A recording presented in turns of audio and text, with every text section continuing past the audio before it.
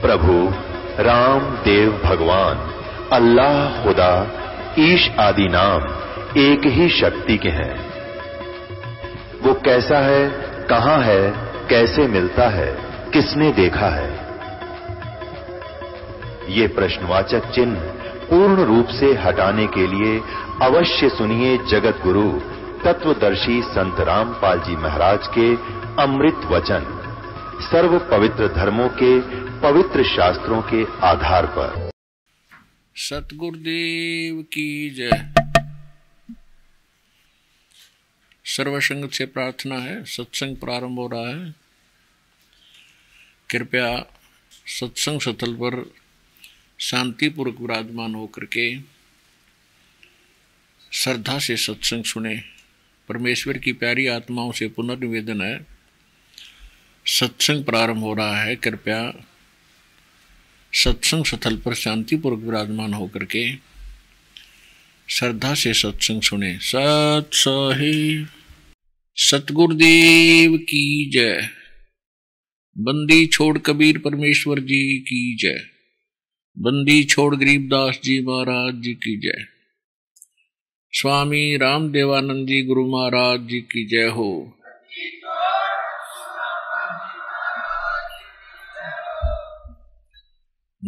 गरीब नमो नमो सतपुरुष को नमस्कार गुरु की नहीं। सुर नर मुनि जन साधुआं संतों सर्वस्ती नहीं। सतगुरु साहेब संत सब डंडो तुम प्रणाम। आगे पीछे मत हुए तिनको जा कुर्बान। नराकार निर्विषम काल जाल भयबंधनम निर्लेपम निज निर्गुणम अकल अनुवेशंदनम। सोहम सुरति समाप्तम सकल समाना नीरतलय। उज्ज्वल हीरंबर हरदमम बेपरवा अथाह वार पार निमज्जतम। ग्रीव जो सुमर सिद्ध होई गणनायक गलता ना करो अनुग्रह सोई पारस पद परवाना। आदि गणेश मनाऊं गणनायक देवन देवा। चरण कमल लौलाऊं आदंत करूं सेवा। परम शक्ति संगीतम रिद्धि सिद्धि दाता सोई। अवगत गुण अतीतम सत्य पुरुष निर्मोही। जगदम्बा जगदीशम मंगल रूप मुरारी। तन मन अर्पण शेषम भक्ति मुक्ति भंडारी। सुर नर मुनि जन ध्यावे ब्रह्मा विष्णु महेशा। शेष शेष मुख गावे पूज्य आद गणेशा। इंद्र कुबेर सरीखा वरुण धर्म राय ध्यावे। समर्थ जीवन जी का मन इच्छा फल पावे। 33 कोटि अधारा ध्यावे से 88। उतरे बहुजल पारा कट है यम की फांसी। 33 कोटि अधारा ध्यावे से 88। उतरे बहुजल पारा कट है यम की फांसी। कर जोरूं विनती करूं धरूं चरण पर शीश। गुरु जी राम देवानंद जी महाराज ने दियो नाम बख्शीश।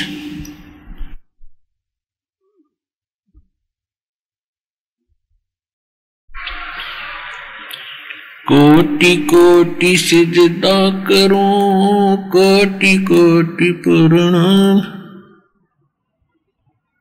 चरण कमल में राखियो मैं बांधी जाम गुलाम।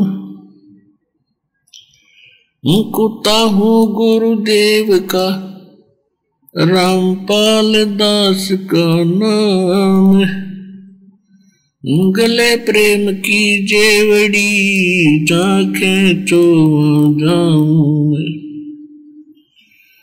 तो करो तो बावड़ो दूर दूर करो तो जाऊं। जो राखो तो ही रहूं। जो देव सुख। परम पिता परमात्मा सारी सृष्टि के रचने वाले कबीर देव कबीर साहिब अल्लाहु अकबर की असीम रजा से आप सभी पुण्यात्माएं इस शुभ समागम में उपस्थित हुए। धन्य भाग है उन पुण्यात्माओं के जिनको परमात्मा की यथार्थ जानकारी सुनने को उपलब्ध हो रही है। वो किसी भी माध्यम से है, किसी पुस्तक के माध्यम से है, किसी टीवी चैनल के माध्यम से है, या किसी डीवीडी और मेमोरी कार्ड के माध्यम से आप तक पहुंच रहा है, या सत्संग आप सीधे सुन रहे हैं। इन सभी पुण्यात्माओं के विशेष पुण्य उदय हुए हैं, जिस कारण से आपको युगों उपरांत असंख्य जन्मों के बाद ये सच्ची कथा सुनने को प्राप्त हुई। यथार्थ भक्ति मंत्र आप तक पहुंच पाया। काल की सैकड़ों बाधाओं को तोड़कर परमात्मा ने आप तक अपना सच्चा ज्ञान पहुंचाया है। धन्य है आप और आपके माता पिता जिनसे आपका जन्म हुआ। प्रथम तो मनुष्य शरीर का मिलना बहुत ही दुर्लभ है। उसके पश्चात मनुष्य शरीर के अंदर परमात्मा की प्रेरणा होना, परमात्मा के पाने की तड़प बनना, ये और भी मुश्किल है। और तीसरे नंबर पर परमात्मा प्राप्त की तड़प बने प्राणी को सतगुरु मिलना, यथार्थ भक्ति का मिलना, ये बहुत ही दुर्लभ है और बहुत ही पुण्यकर्मी प्राणियों को सुलभ होता है। आप उन पुण्यकर्मी प्राणियों में से हैं जिनको मनुष्य जीवन भी प्राप्त है, परमात्मा पाने की तरफ भी विद्यमान है, और इसी तरफ में आपको यथार्थ भक्ति, यथार्थ भगवान और यथार्थ अध्यात्म ज्ञान प्राप्त हुआ। ये कोई डूम बाट के गीत नहीं है, ये परमात्मा का बताया मार्ग है।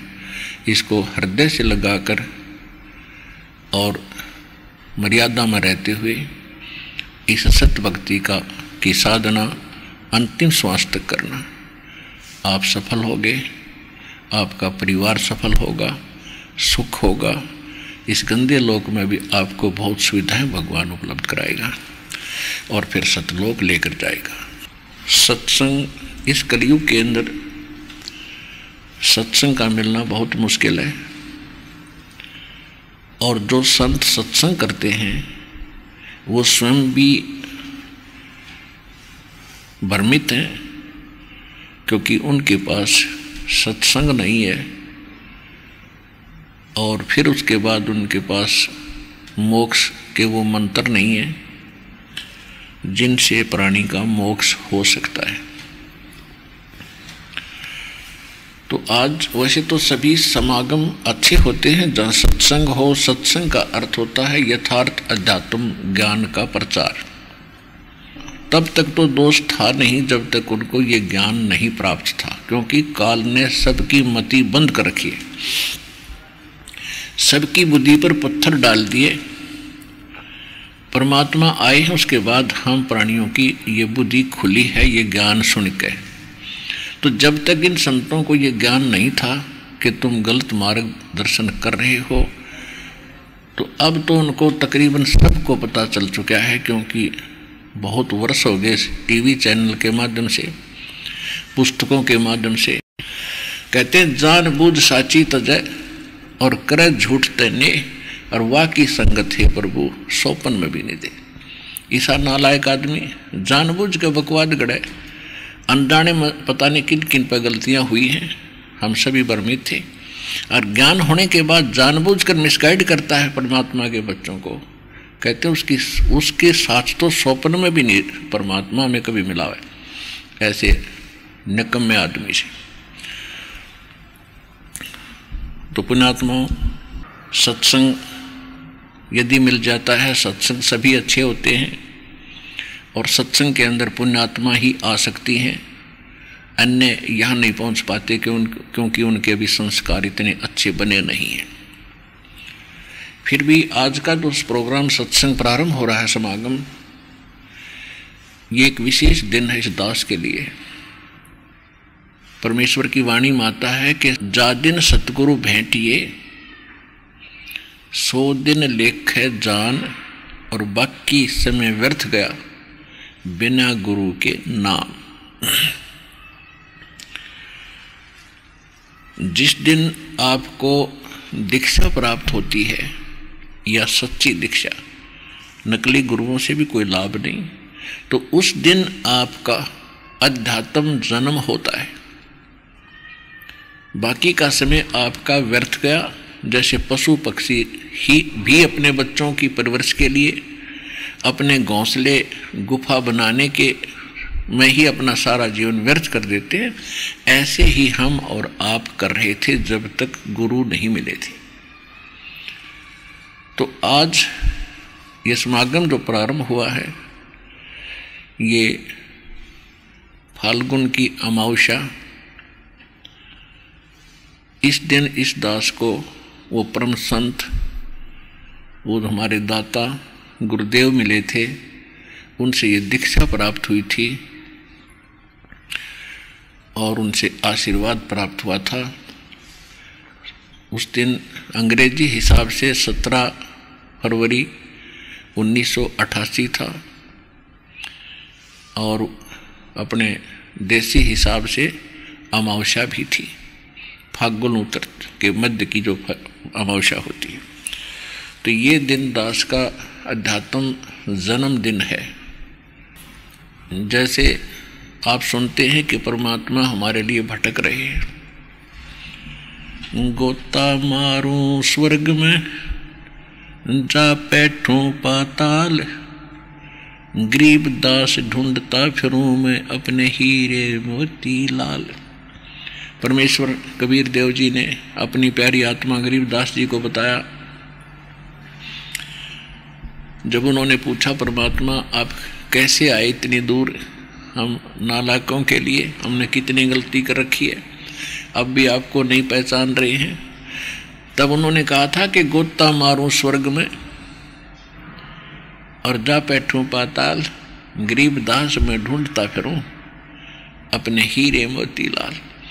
आप उस परमात्मा के हीरे मोती लाल हो, आपको वो इकट्ठे करने पर लगा हुआ है, लेकिन आप अनजान पने में परमात्मा को ना पहचान कर इस काल के जाल में फंसे रह जाते हो। तो परमात्मा प्रत्येक युग में आते हैं, उसके साथ साथ अन्य समय में भी वो जब चाहे कभी भी इस पृथ्वी पर आ जाते हैं।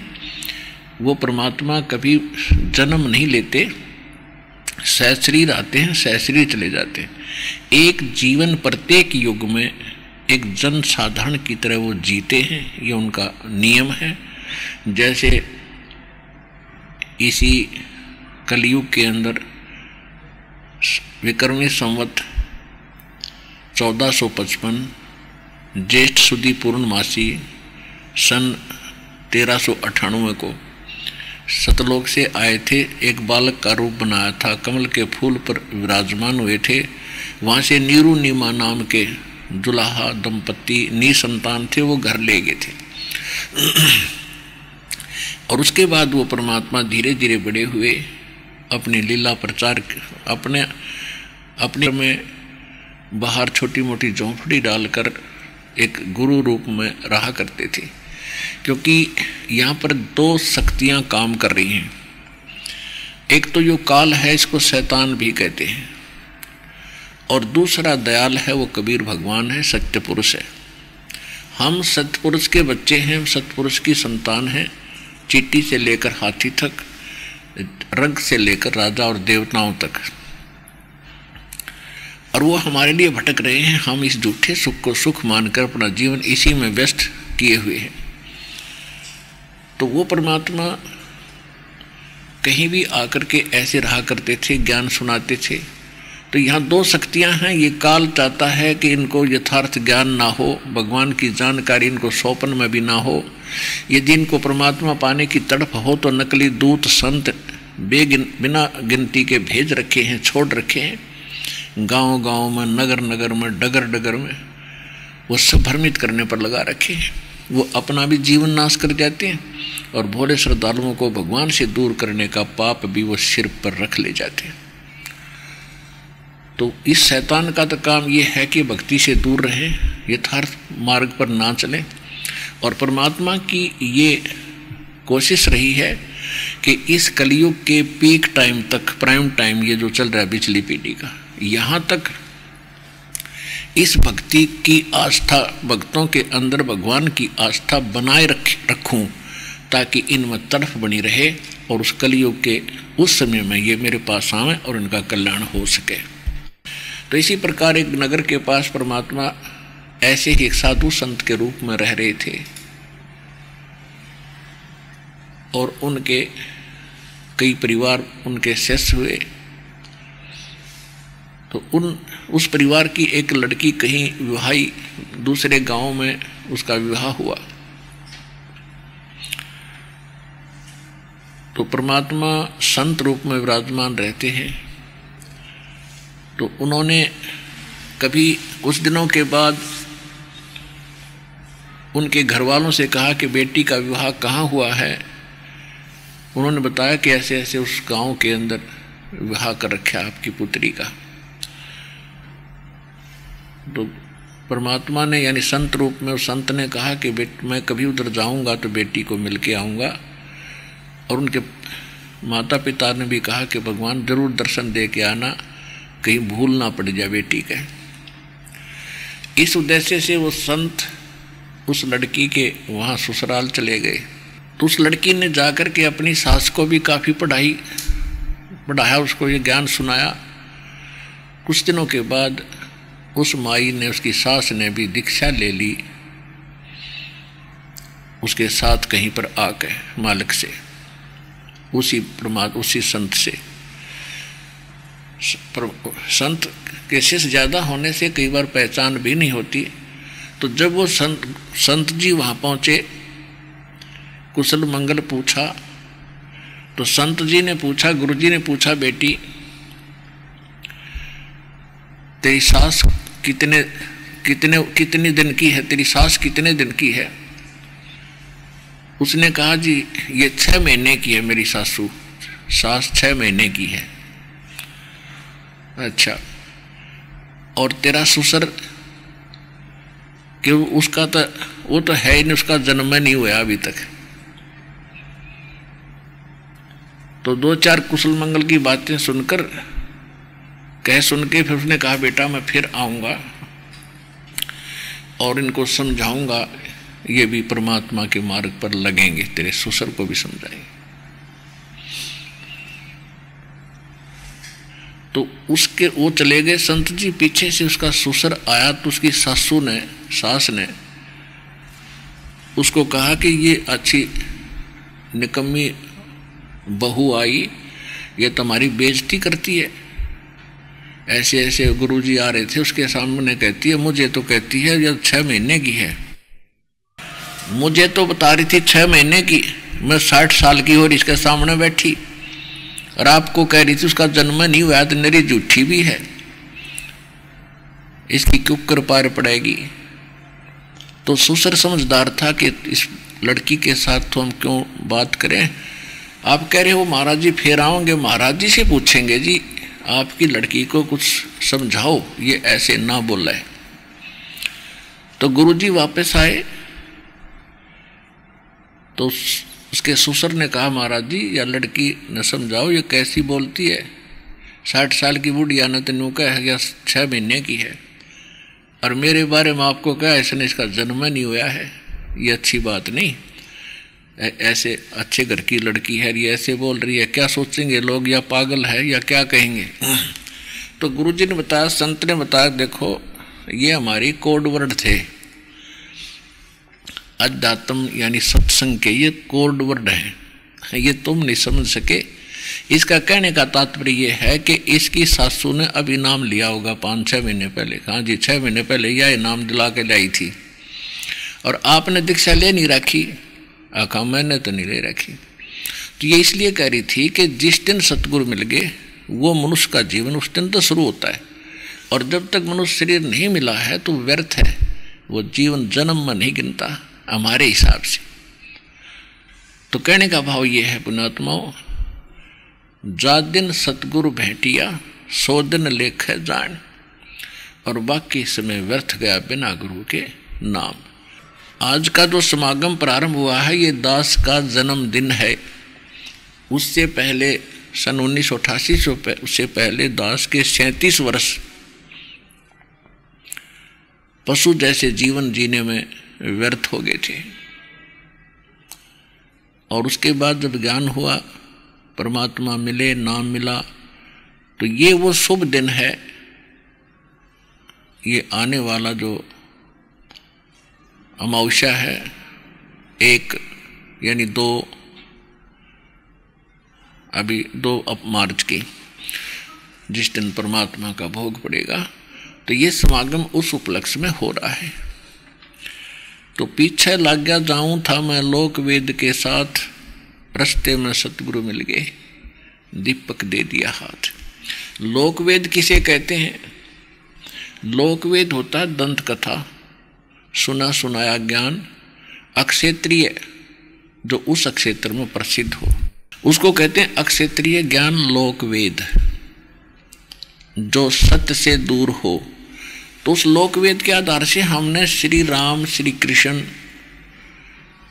और हनुमान जी और दुर्गा जी और जितने भी देवी देवता हम सुना करते, जिनके नाम याद थे, उन सबको ही पूजा करते थे। और श्री ब्रह्मा, श्री विष्णु, श्री शिव जी के विषय में हम सुना करते थे कि अजरो अमर हैं, ये सर्व संकट मोचन हार हैं, सर्व सुखदायी हैं, इन अजन्मा हैं, इनके जन्म मृत्यु नहीं होती।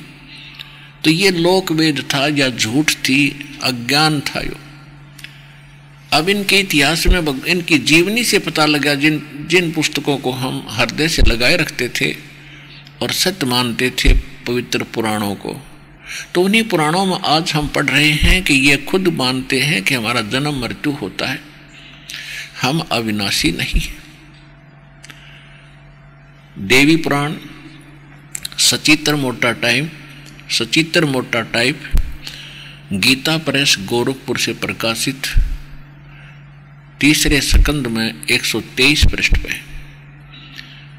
भगवान विष्णु खुद कह रहे हैं अपनी दुर्गा माता को कि तुम शुद्ध स्वरूपा हो और ये सारा संसार आप ही से उद्भासित हो रहा है।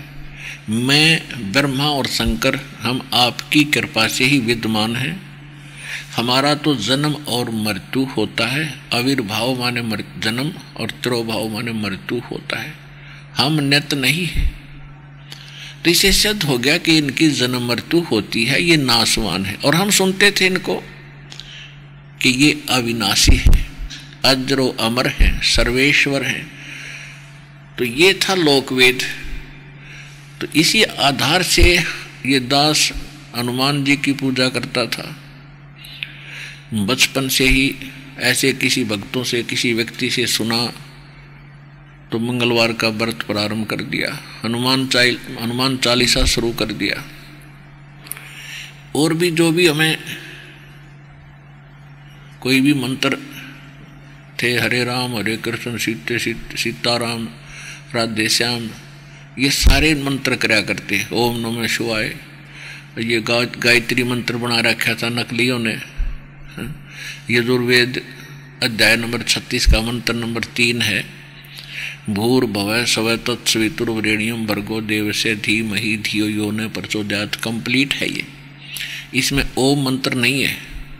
इस मंत्र के साथ ओम लगाकर इसको निष्क्रिय करने वाली बात है, इसका कोई लाभ नहीं मिलेगा, क्योंकि इस मंत्र में ओम नाम नहीं है। ये महिमा है पूर्ण परमात्मा सत्य पुरुष की, और ओम नाम है ब्रह्म का, काल का। तो ओम नाम के प्रथम तो ओम नाम ही कंप्लीट नहीं है। और फिर इस ओम नाम को ला दिया हमने परमात्मा की महिमा के साथ। अब जैसे ओम तो समझ ले मुख्यमंत्री का नाम है और हम महिमा करें प्रधानमंत्री की, तो वहाँ ओम लगा हमने मुख्यमंत्री लगाकर उसकी महिमा गा रहे हैं, तो कितनी अकल अपने में। और क्या वो सोचेगा सामने वाला प्रधानमंत्री कि मुझे मुख्यमंत्री कहकर संबोधित कर रहा है, कैसा बेवकूफ़ आदमी है ये, निकालो इसको यहाँ से। तो ऐसे हम भ्रमित कर रखे थे। अब जैसे ये गायत्री मंत्र जो इन नकलियों ने हमें दे रखा था, और शायद हिंदुस्तान का हिंदू शायद ही कोई बचा हो जो इस मंत्र का जाप ना करता हो, चाहे और कोई पूजा वो करता था, इसको अवश्य करता था इसका जाप, जो थोड़ी सी आस्था भगवान की रखता है। तो पुण्यात्मा अब पता चलेगा कि हम लोक वेद के आधार से जो साधना कर रहे थे वो कैसी दी गई थी हमारे नकली गुरुओं द्वारा।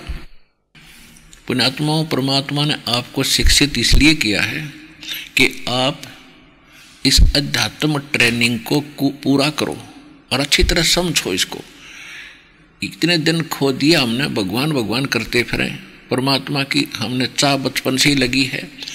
कोई दुख होता तो भगवान के आगे रोते हैं, और जब हमें अब मौका मिला है तो इसको चूकना नहीं, तन मन धन से इसको सफल करने की चेष्टा करो। परमात्मा आपकी मदद करेगा, हरदम साथ रहेगा। जब मर्यादा में रहोगे आपके घर में भी सुख होगा, आपका परिवार भी सुखी होगा, आपको मोक्ष भी गारंटीड मिलेगा, गारंटीड। लिख लेना किताब। तो इसको समझना पड़ेगा अपने। पहले निरे गीत गान तो बात नहीं बने, भजले रे भगवान तेरे काम आओगा, भजले रे भगवान तेरे काम आओगे, ये तो अच्छी बात है, लेकिन वो भगवान कौन है, उसका भजन कैसे होता है, वो नाम कौन सा है, जब तक आप इससे संतुष्ट नहीं होगे तो आप भक्ति कर ही नहीं सकते। तो सबसे पहले आपको ज्ञान सुनना पड़ेगा। गीता अध्याय नंबर 4 के श्लोक नंबर 33 में यही कहा है कि इस द्रव्य में यज्ञ से ज्ञान यज्ञ श्रेष्ठ है। अर्जुन, द्रव्य में यज्ञ होती है, जैसे कई भंडारे कर दिए, कोई सत्संग करा दिया, कि धर्म यज्ञ कर दी, काम्बल बांट दिए, पशुओं को पक्षियों को चारा आहार डाल दिया, कि धर्मशाला प्याऊ बनवा दी, ये तो है द्रव्य यज्ञ। हवन कर दिया, जो द्रव्य से यानी पैसे से होने वाले धार्मिक अनुष्ठान, उसको द्रव्य यज्ञ कहते हैं। उसमें कहा कि ज्ञान यज्ञ श्रेष्ठ है। ज्ञान यज्ञ का अर्थ है पहले ज्ञान सुने, और ज्ञान सुनकर फिर जो गुरु बताओ संत बताओ उस ज्ञान के आधार से फिर तुम धार्मिक अनुष्ठान कर, तब सफलता मिलेगी। ऐसे आंख मीच के अंधाधुंध मनमाना आचरण करने से कोई लाभ नहीं होगा। श्रीमद् भगवद गीता अध्याय नंबर 16 के श्लोक नंबर 23 और 24 में कहा है कि शास्त्र विधि को त्याग कर, 23वें श्लोक में कहा कि शास्त्र विधि को त्याग कर जो मनमाना आचरण करते हैं पार्थ, उनको न तो कोई सुख होता है, न कोई सिद्धि प्राप्त होती है, और न ही उनकी कोई गति होती है। और इन 3 वस्तुओं के लिए ही हम भगवान की साधना करते हैं, और तीनों से होती नहीं। फिर 24वें श्लोक में 16वें अध्याय में कहा कि इससे तेरे लिए अर्जुन कर्तव्य और अकर्तव्य की व्यवस्था में सद्ग्रंथ ही प्रमाण है। किसी की लोक वेद पर आश्रित होकर अपना जीवन नाश ना करना, जो सद्ग्रंथ बताते हैं उन्हीं को आधार मानकर उनकी साधना और अपने ज्ञान को ग्रहण करना। तो इस सतलोक आश्रम बरवाला के अंदर केवल सद्ग्रंथ को आधार मानकर और ये शिक्षा और दीक्षा दी जाती है, और आपके रूबरू किया जाता है। हमारे सद्ग्रंथ ये बताते हैं, ये दास भी वही आपको बता रहा है। हमारे सद्ग्रंथों में साधना के ये मंत्र हैं, और इन मंत्रों को जिन जिन महापुरुषों ने जाप किया उनका प्रमाण बताता है कि इन महापुरुषों ने ये मंत्र जाप किए, और इनका मोक्ष आप भी मानते हो कि इनका मोक्ष हुआ, तो उनका मोक्ष इस साधना से हुआ जो दास बताता है।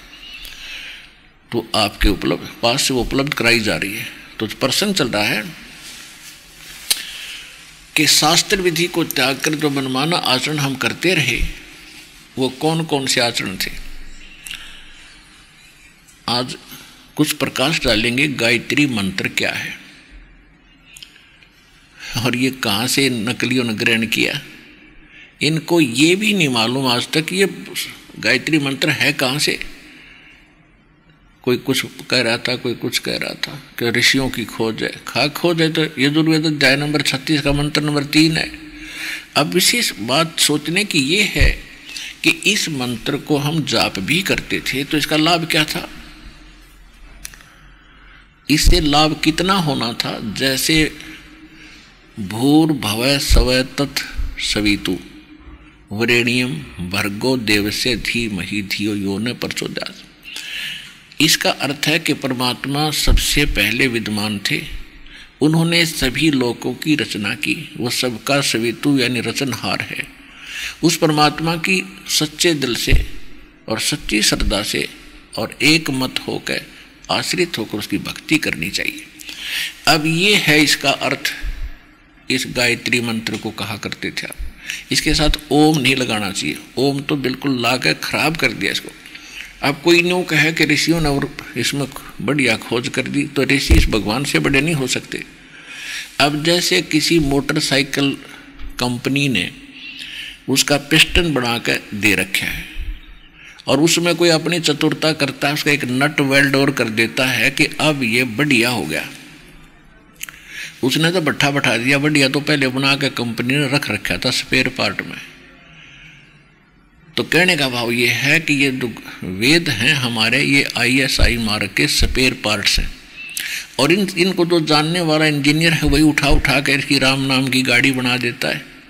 इन नकलियों ने कोई पता ही नहीं था कौन सा मंत्र वेद बताते हैं, कौन सा मंत्र गीता बताती है। गीता जी में केवल एक ओम मंत्र है। ब्रह्म कहता है मेरा जाप ओम मंत्र है। उस परमात्मा का की साधना करनी है मैं जानता नहीं, उसका ओम तत्सत मंत्र है, 3 मंत्र का जाप है। और गीता में कोई नाम के जाप का कोई प्रावधान नहीं, ना वेदों में है। तो ये नकली कहाँ से लाई है अन्य मंत्र अटपट करके, सहस्रनामा विष्णु का बना लिया है। ओम भगवते वासुदेव, ओम नमो भगवते वासुदेव, ओम नमः शिवाय। ये मंत्र नहीं है, ये मनमाना आचरण है। तो कहने का भाव ये है कि इस जैसे ये गायत्री मंत्र है, इसका अर्थ ये दास ने बताया है, ये बनता है। तो अब जैसे बिजली के गुण लिखे हैं कहीं पर, ये विद्युत के, और उसके गुणों में लिखा है कि बिजली पंखा चला देती है, बल्ब जगा देती है, अंधेरे में को उजाले में बदल देती है, जमीन से पानी निकाल देती है। बिल्कुल सही है। और कोई इस सेंटेंस को पढ़ता रहे 1000 लाख बार पढ़ ले, क्या यूज है उसका? उस जो गुण बिजली के लिखे हैं वो प्राप्त कैसे होंगे, ये मेथड, ये तरीका खोजना था। उसका तरीका इससे हटकर है। किसी व्यक्ति से पूछे भाई कनेक्शन कैसे मिलता है, वो कौन कौन से पेपर तैयार करने पड़ते हैं, वो सारे तैयार करें। जो भी उनकी फॉर्मेलिटी है बिजली प्रदान करने वाले महकमे की, वहाँ जावे और उनके बताए अनुसार सारे फार्म भरे, विटनेस दिवावे और फिर वो कनेक्शन देंगे। तो जो गुण आप सुना करते और गाया करते और बोलिया करते, आप भी रोज रटा करते, वो गुण तब मिलेंगे जब आप कनेक्शन ले लोगे। फिर वो गुण गाइयो चाहे ना गाइयो, फिर तो रोज उनका आनंद लीजियो। तो इस गायत्री मंत्र में ये गुण है उस भगवान के। परमात्मा सर्वप्रथम विद्यमान थे, उन्होंने सारी सृष्टि रची है, वही सबके हितैषी है, वरेण्यम है और सबके वो दाता है। उसकी भक्ति करनी चाहिए अपनी सच्चे दिल से, सच्ची बुद्धि से, और कुछ बुद्धि का प्रयोग करो, परमात्मा को जानो। इस तरह का उसका अनुवाद है। तो उसको हम रोज पढ़ते रहें। भगवान सर्वप्रथम थे, परमात्मा ने सब रचना रची, उसकी भक्ति करनी चाहिए, सच्चे दिल से करनी चाहिए, करते रहो। तो उस गायत्री मंत्र के 1 लाख जाप करने, करोड़ जाप करने से कोई लाभ नहीं होगा जब तक वो गुण जो भगवान के अंदर हैं उनको प्राप्त कराने वाला कनेक्शन यानी सतगुरु नहीं मिलेगा। इसलिए वो साधना शास्त्र विधि त्याग कर ये मनमाना आचरण था और इस गायत्री मंत्र का कोई लाभ आपको नहीं मिला। जिस कारण से आप भक्ति करते करते भी सब दुखों का सामना करते रहे। उसके बाद आप प्रेत पितर बनकर श्राद्ध खाने के लिए तत्पर रहे, यानी आपके श्राद्ध निकलवाए जा रहे थे। तो क्या लाभ दिया उस साधना आपको? इसी प्रकार अन्य जो साधनाएं हैं, अब जैसे व्रत रखते हैं, व्रत रखने से क्या लाभ होगा? जैसे 10 मंगलवार का व्रत रखा करता हनुमान जी का, और छोटी उम्र में ही लग गया था 4वीं 5वीं कक्षा से, तो बच्चे को भूख तक नहीं लग गया करे कि वो सारे दिन उछल कूद मचानी, और उस दिन व्रत रखना कंपलसरी। अब 12 बजे के बाद खाना खा सकते थे, उससे पहले खाना नहीं खा सकते। तो जब तक रोटी ना मिलती इतना हनुमान थोड़ा याद आया करता, रोटी घनी याद आया करती। अन्य सोचा करते कब 12 बजे रोटी खावें, पेट पकड़ कर बैठ जाते। तो कहने का भाव ये है कि starvation could not lead to salvation. भूखा मरने से भगवान नहीं मिल सकता। और फिर ये प्रावधान कहा ऐसे व्रत रखने का। सूक्ष्म वेद में लिखा है कि प्रथम अंदर संयम राखे, योग युगत सब सतगुरु भाखे। सबसे पहले खाने और पीने में संयम करे, कति इतना कम भी नहीं खावे जिस तरह सारे दिन रोटी याद आवे या आंत कट्ठी हो जाए, अस्वस्थ हो जाए इंसान। और इतना ज़्यादा भी नहीं खावे, खा ले दड़ी पक्का, हर फिर अंगड़ाई टूटा जमाई आवे, भक्ति करी जाना। यानी अन्न और जल का संयम रखे, आवश्यक खाना खावे, घना भी नहीं खावे और कति इतना भी नहीं खावे कि भाई कम भी नहीं खाए, यानी अपना मीडियम सा जलपान करे, भक्ति करे, उससे शरीर भी नॉर्मल रहता है। और योग युक्त, योग माने साधना की, युक्ति माने विधि, सतगुरु बतावे तो वो इस तरह के बताओगा। और हमारी श्रीमद् भगवद गीता एंड पवित्र श्रीमद् भगवद गीता, पवित्र 4 वेद और पवित्र सूक्ष्म वेद जो गॉड गिवन स्पिरिचुअल नॉलेज है, जो परमात्मा स्वयं आकर बोलते हैं, उसको सूक्ष्म वेद कहते हैं और उसको तत्व ज्ञान भी कहते हैं। इन 3 जो ये सदग्रंथ हैं, 3 सदग्रंथ हैं, इनके अंदर हमारी भक्ति की विधि यथार्थ लिखी हुई है।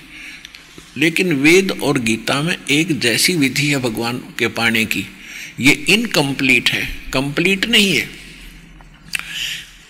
इसका प्रमाण है श्रीमद् भगवत गीता अध्याय नंबर 4 के और श्लोक नंबर 32 और 34 में। यहाँ पर ये गीता ज्ञानदाता श्री कृष्ण में प्रवेश करके ब्रह्म बोल रहा है, ब्रह्म, और ये कह रहा है कि अर्जुन, जो मैंने अभी तुझे अन्य साधकों की साधनाएं बताई हैं, श्लोक नंबर 25 से लेकर 30 तक, कोई कैसी, कोई देवताओं की पूजा करता है, कोई एक पैर के खड़ा होकर के तप करता है, और कोई प्राणायाम आदि करके सोचा भाई इससे मोक्ष हो गया, कोई घोर तप को तपता है, और कोई केवल स्वाध्याय करते हैं, कोई हिंसक अहिंसावादी घोर व्रत रखते हैं, जैसे मुंह पर पट्टी बांध कर नंगे पैरों घूमते हैं, हम हिंसा नहीं करते, हम हिंसा नहीं करते, अहिंसा में विश्वास रखते। कहते ये साधना करने वाले साधक अपनी अपनी साधनाओं को ये पापनाशक जानते हैं। पापनाशक मीन मोक्षदायक, पापनाश होंगे तभी तो मोक्ष होगा, तो मोक्षदायक मानते हैं। लेकिन चौथे अध्याय के फिर 32वें श्लोक में कहा है कि उस सच्चिदानंद घन ब्रह्म ने अपने मुख कमल से जो ज्ञान बोला होता है, उनकी उस सच्चिदानंद घन ब्रह्म की वाणी कहलाती है। उस वाणी के अंदर यज्ञों यानी धार्मिक अनुष्ठानों की, साधनाओं की जानकारी विस्तार के साथ कही गई है। और उसमें लिखा है कि वो काम करते करते कर्म करते करते की जाती है, और उसके करने से फिर आप पूर्व सभी पापों से मुक्त हो जाओगे। और उस फिर चौथे अध्याय के 34वें श्लोक में कहा है कि वो जो तत्व ज्ञान है मैं नहीं जानता, गीता ज्ञानदाता कहता है, उसके लिए तत्वदर्शी संतों की खोज करो जो उस तत्व ज्ञान से परिचित हों, जो गॉड गिवन स्पिरिचुअल नॉलेज है। Complete God given complete spiritual knowledge है, यानी पूर्ण परमात्मा द्वारा दिया गया संपूर्ण ज्ञान उसमें है। और वो तत्वदर्शी संत बताओगे, उनके पास जाकर विनम्र भाव से प्रणाम करके, दंडवत प्रणाम करके पूछना, तब वो आपको बताएंगे। तो इससे सिद्ध हो गया कि गीता के अंदर कंप्लीट स्पिरिचुअल नॉलेज नहीं है, लेकिन गलत नहीं है। गीता अध्याय नंबर 7 के श्लोक नंबर 29 में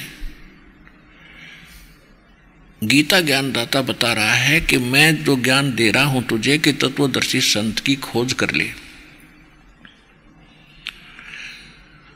और जिन्होंने मेरी इस बात को आश्रय कर लिया, मेरे ज्ञान का आश्रय कर लिया, जो मेरे इस ज्ञान के आश्रित होकर और तत्वदर्शी संत से संपर्क साध लेते हैं, वो व्यक्ति जो केवल जरा और मरण से छूटने का ही प्रयत्न कर रहे हैं। जरा माने बुढ़ापे का कष्ट और मरण माने मृत्यु, तो वो तत्परम से और सारे आत्म ज्ञान से और सारे इन कर्मों से परिचित हो चुके। जो केवल जरा और मरण, जरा माने वृद्ध अवस्था का कष्ट, बुढ़ापे का दुख और मरण माने मृत्यु, जो केवल जरा और मरण से मोक्ष पाने के लिए, छुटकारा पाने के लिए जो प्रयत्नशील हैं, वो मेरे इस ज्ञान को आश्रित कर चुके हैं और वो तत्ब्रह्म से परिचित हैं। तत्ब्रह्म और सारे अध्यात्म ज्ञान से और सारे कर्मों से वो परिचित हो चुके। तो कहने का भाव ये है कि वो फिर इस संसार की किसी अन्य वस्तु की इच्छा नहीं रखते, वो केवल वृद्ध अवस्था से यानी और पुनर्जन्म से छुटकारा पाना चाहते। तो कहने का भाव ये है कि इस जीव के लिए वृद्ध अवस्था सबसे बड़ा दुख है, सबसे बड़ा कहर है इसके लिए। और फिर मृत्यु उससे भी बूंदी, उससे भी बुरी। हम अपने बच्चों में कैसे सुख से रह रहे हैं, कितने प्यार है इनके अंदर, कितना संपत्ति में हमारा लगाव है, सारा जीवन उसी पर लगा देते हैं, जमीन खरीदने में, उसके ऊपर कोठी बंगले बनाने में, और फिर मर जाते हैं 1 सेकंड में। तो ये कोई जीवन है? तो ये छुटकारा होगा वहाँ सतलोक में जाने से जहाँ आप रहा करते थे। और वहाँ जाने के बाद फिर आप वापस मृत्यु में नहीं आओगे, वहाँ वृद्ध अवस्था नहीं है। ऐसी सृष्टि है, ऐसे ही आपका परिवार बनेगा और वो परिवार सदा के लिए आपके साथ रहेगा। वहाँ किसी चीज़ का अभाव नहीं है, कोई मृत्यु नहीं है, कोई राग द्वेष नहीं है। इतना वहाँ का वातावरण इतना अच्छा है। तो हम उसको छोड़कर यहाँ गलती से आप फंसे और हम इतने दलदल में धस गए, हमने वो शुद्ध भी ना रही कि इससे हटकर भी कोई स्थान है, इससे हटकर भी कोई भगवान है। अभी तक हमारे धर्मगुरु स्वर्ग तक की रामायण सुनाया करते थे, अभी तक ये हमारे को स्वर्ग तक की ही कथा सुनाया करते थे। और मृत्यु फिर भी डेफिनेट है, अपने कर्म भोग कर फिर आना ही पड़ता है। तो ये जो पढ़ाई इनकम्प्लीट थी, ये धात्म मार्ग इनकम्प्लीट था, अधूरा था।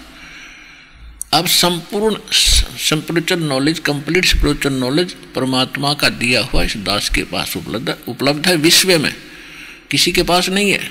ये आज समझ में आ जाए आपके, चाहे 10 दिन के बाद आ जाना, ये विश्व में ज्ञान किसी के पास नहीं है, और ना भक्ति है और ना ये मंत्र है।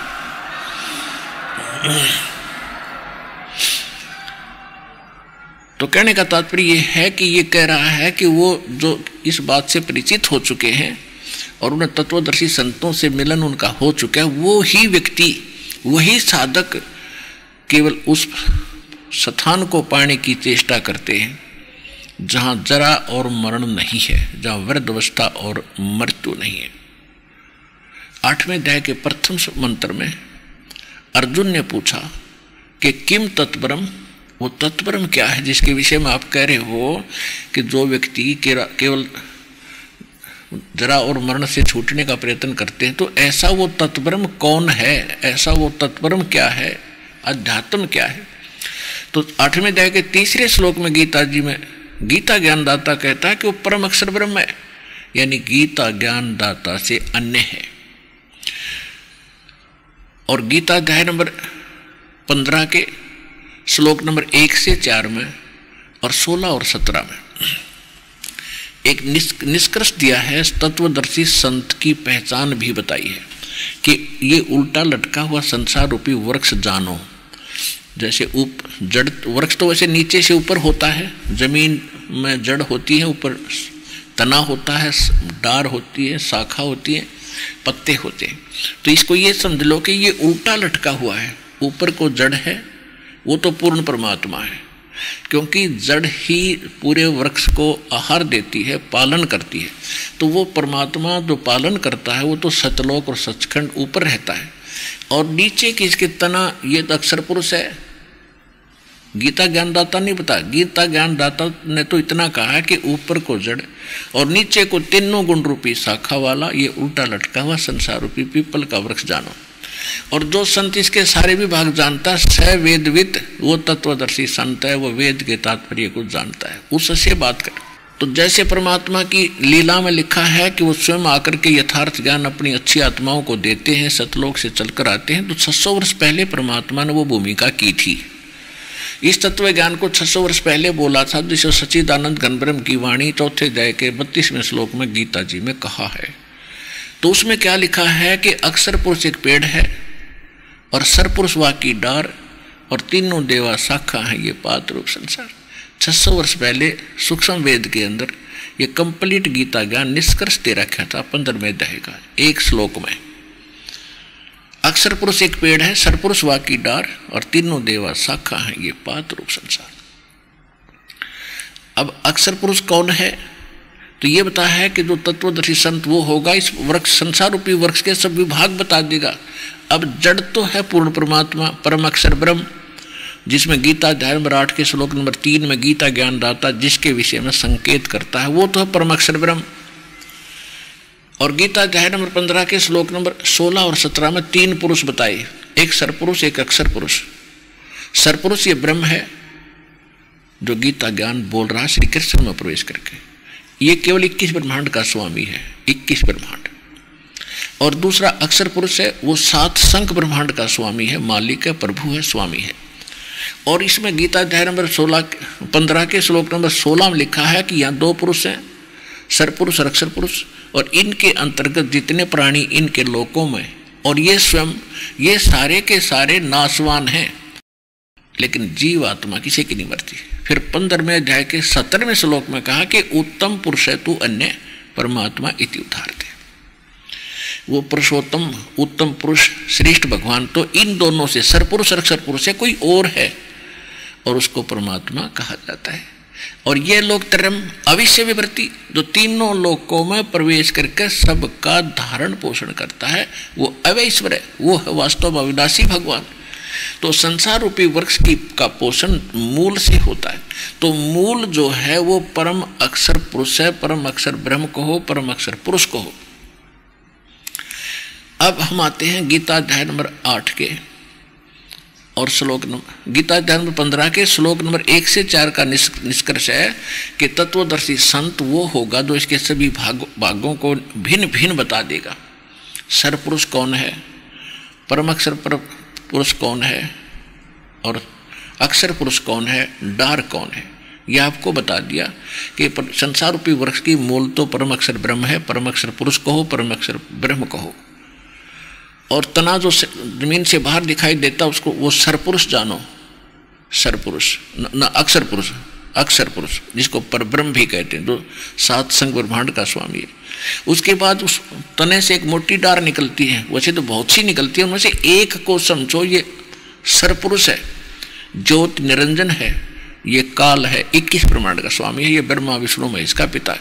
तो इसकी डार के आगे फिर 3 शाखा हैं, रजगुण ब्रह्मा, सतगुण विष्णु, तमगुण शिव, और आगे 5 रूप संसार है। इनके इस उस डार पर लगी हुई शाखाएं 3, और उनके आगे जितने पत्ते हैं तो उनके वो हम हैं, 5 रूप संसार। ये तो परमात्मा ने बताया और दास ने आपका रूबरू कर दिया।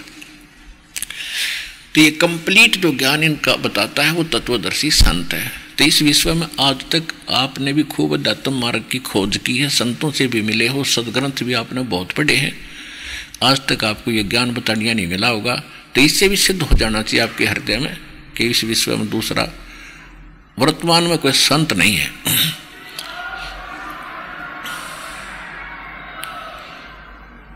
जो तत्वदर्शी संत हो। अब प्रश्न आता है गीता अध्याय नंबर 8 के श्लोक नंबर 3 में वो परम अक्षर ब्रह्म बताया है कि जिसको जानने के बाद प्राणी जो संतों के पास पहुंचेगा, तत्वदर्शी संतों के पास जाएगा, वो उसको यथार्थ ज्ञान देंगे, उसके बाद वो केवल भक्ति करेगा मोक्ष के लिए ही। वृद्धावस्था उसने दिखेगी, खड़ी दिखाई देगी, पैर टूटेगा, बुढ़ापे में सारा कुछ का संकट जीव पर आ जाता है। और चलो अब तो थोड़ा बहुत मालिक के नाम से हल्का भी होगा भक्ति करेंगे तो, और फिर सदा का झंझट छूटे, मौत मिटेगी, वृद्धावस्था नहीं होगी। तो इससे बड़ा सुख जीवन में जीव को होगा क्या? और मनुष्य जीवन सदा रहेगा। तो वो स्थान और उस वस्तु को पाने के लिए एकमात्र स्थान सतलोक आसन बरवाला जिला हिसार हरियाणा में है, और इस दास के पास उपलब्ध है, विश्व में नहीं है। अब बार बार इसलिए कहना पड़ता, जैसे बच्चा, आप पहली क्लास के बच्चे हो, अपने ज्ञान सुना नहीं था, और लोक वेद सुनकर आप पत्थर हुए पड़े हो, प्रथम बार समझ में नहीं आता है, रामपाल कह रहा है, अटपट कर रहा है, ब्रह्मा विष्णु में इसको नाशवान दिखा बता रहा है, और जब प्रमाण दिखाता है दास दांता तो उंगली दबाते रह जाते हो आप। तेरा गजब हुई हो, ज्ञान तो ये था, उन्हें फोड़ दिए भाग हमारे नालायका, आज तक सारे उल्टी पढ़ाई पढ़ा दी। तो आज आप जैसे बच्चे को 1 वर्ष तक पहली कक्षा में यही पढ़ाया जाता है, आ का आम, ई की इमली, फिर बोलो, जब जाके 1 वर्ष के बाद उसकी बुद्धि कैच करने लगा है आ का आम हिसाब से, फिर वो दूसरी कक्षा में अक्षर जोड़ने लगे। तो इसलिए बार बार आपको बताया जा रहा है, और इस बात से बुद्धिमान हो आप भी परिचित हो कि सत्य यही है। क्योंकि यहाँ आने वाला व्यक्ति ऐसे वैसे नहीं आता, दूध और पानी छान कर और पूरा ज्ञान समझकर सब प्रमाण मिलाकर तब यहाँ पहुँचता है। नहीं तो हम भ्रमित कर ही रखे हैं, पर प्रथम बार तो सुनने को दिल नहीं करता इस सच्चे ज्ञान को। ऐसा हो जाता जैसे कुनीन खा लियो, फिर रोग कटेगा, कुनीन न खानते या खानी पड़ेगी आपने। राज्य होकर खा लो चाहे दुखी होकर खा लो, इसको एक बार खाना शुरू कर दो, फिर कितनी मीठी होगी देखना।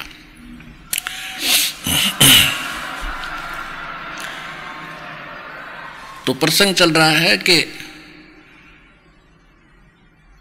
अब गीता ज्ञान दाता, अभी हम लोकवेद सुना करते, उससे हटकर ये है वो ज्ञान जिसको हम सत्संग और सत्साधना और समाधान कह सकते हैं। गीता के अंदर कोई अन्य साधना नहीं है, इवन व्रत को भी मना कर रखा है, व्रत को।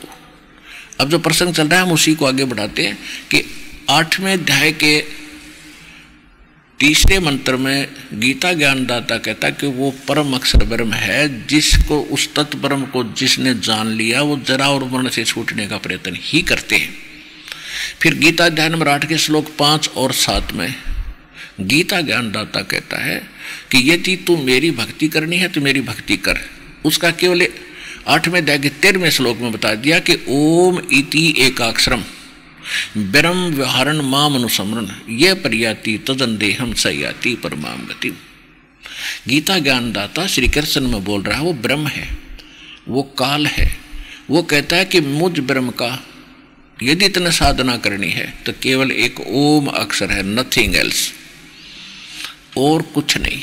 ओम इति यह है एकाक्षरम, एक अक्षर ओम है, माम अनुसम, ओम इति एकाक्षरम ब्रह्म व्यवहारण माम अनुसमरण, मुझ ब्रह्म का श्रवण उच्चारण करके श्रवण करता हुआ ये प्रयाति तदंदेहम, जो शरीर छोड़कर जाता है, सयाति परमाम गतिम, जो मेरे से मिलने वाली, ओम से मिलने वाली जो परम गति है उसको प्राप्त होगा।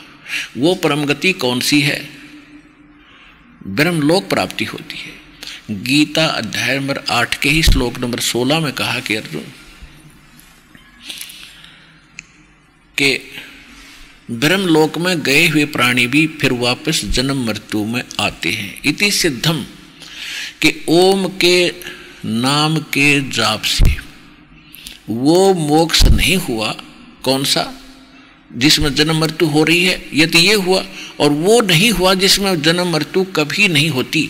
तो जिसमें जन्म मृत्यु यहाँ कभी में नहीं आते वो है कंप्लीट सोल्वेशन, वो कंप्लीट मोक्ष है, कल्याण है, पूर्ण मोक्ष।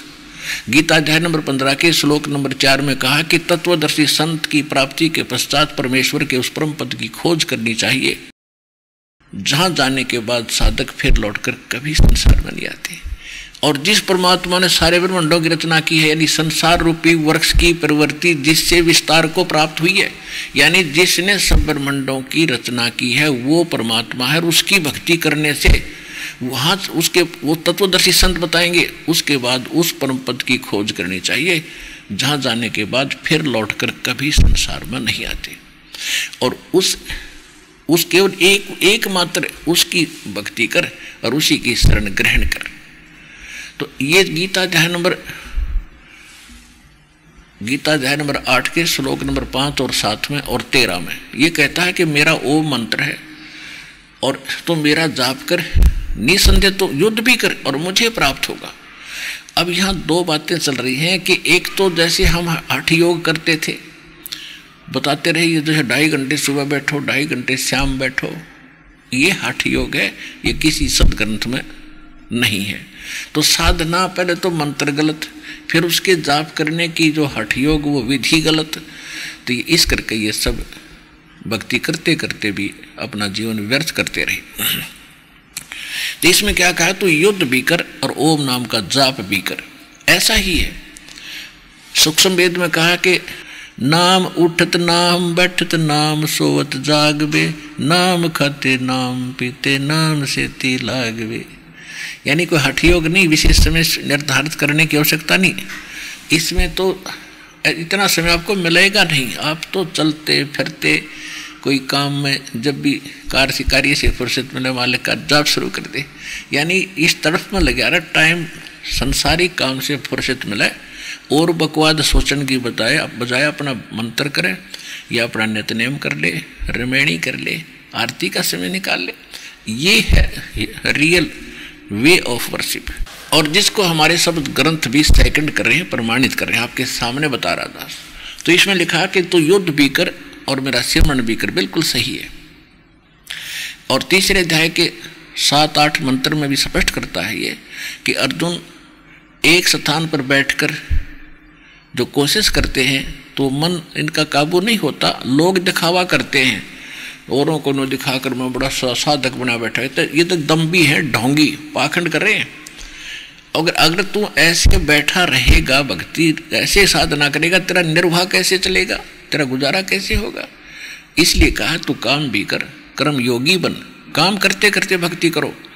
और यही 8वें अध्याय के 7 मंत्र में स्पष्ट कहता है कि मेरी भक्ति कर और युद्ध भी कर और मुझे प्राप्त होगा।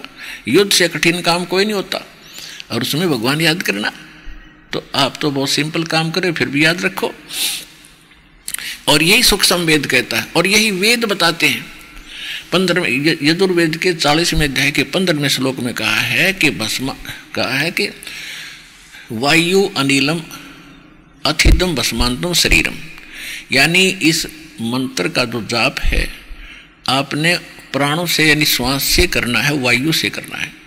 और इसको अंतिम जब तेरा शरीर छूटे तब तक, भस्मांतम शरीरम, शरीर का नाश हो तब तक, ओम कर्तु समर किलबे समर कर्तुम समर, ओम नाम का जाप काम करते करते सिमरण करो, विशेष कसक के साथ सिमरण करो और मनुष्य जीवन का मूल कार्य जानकर इस ओम का सिमरण करो।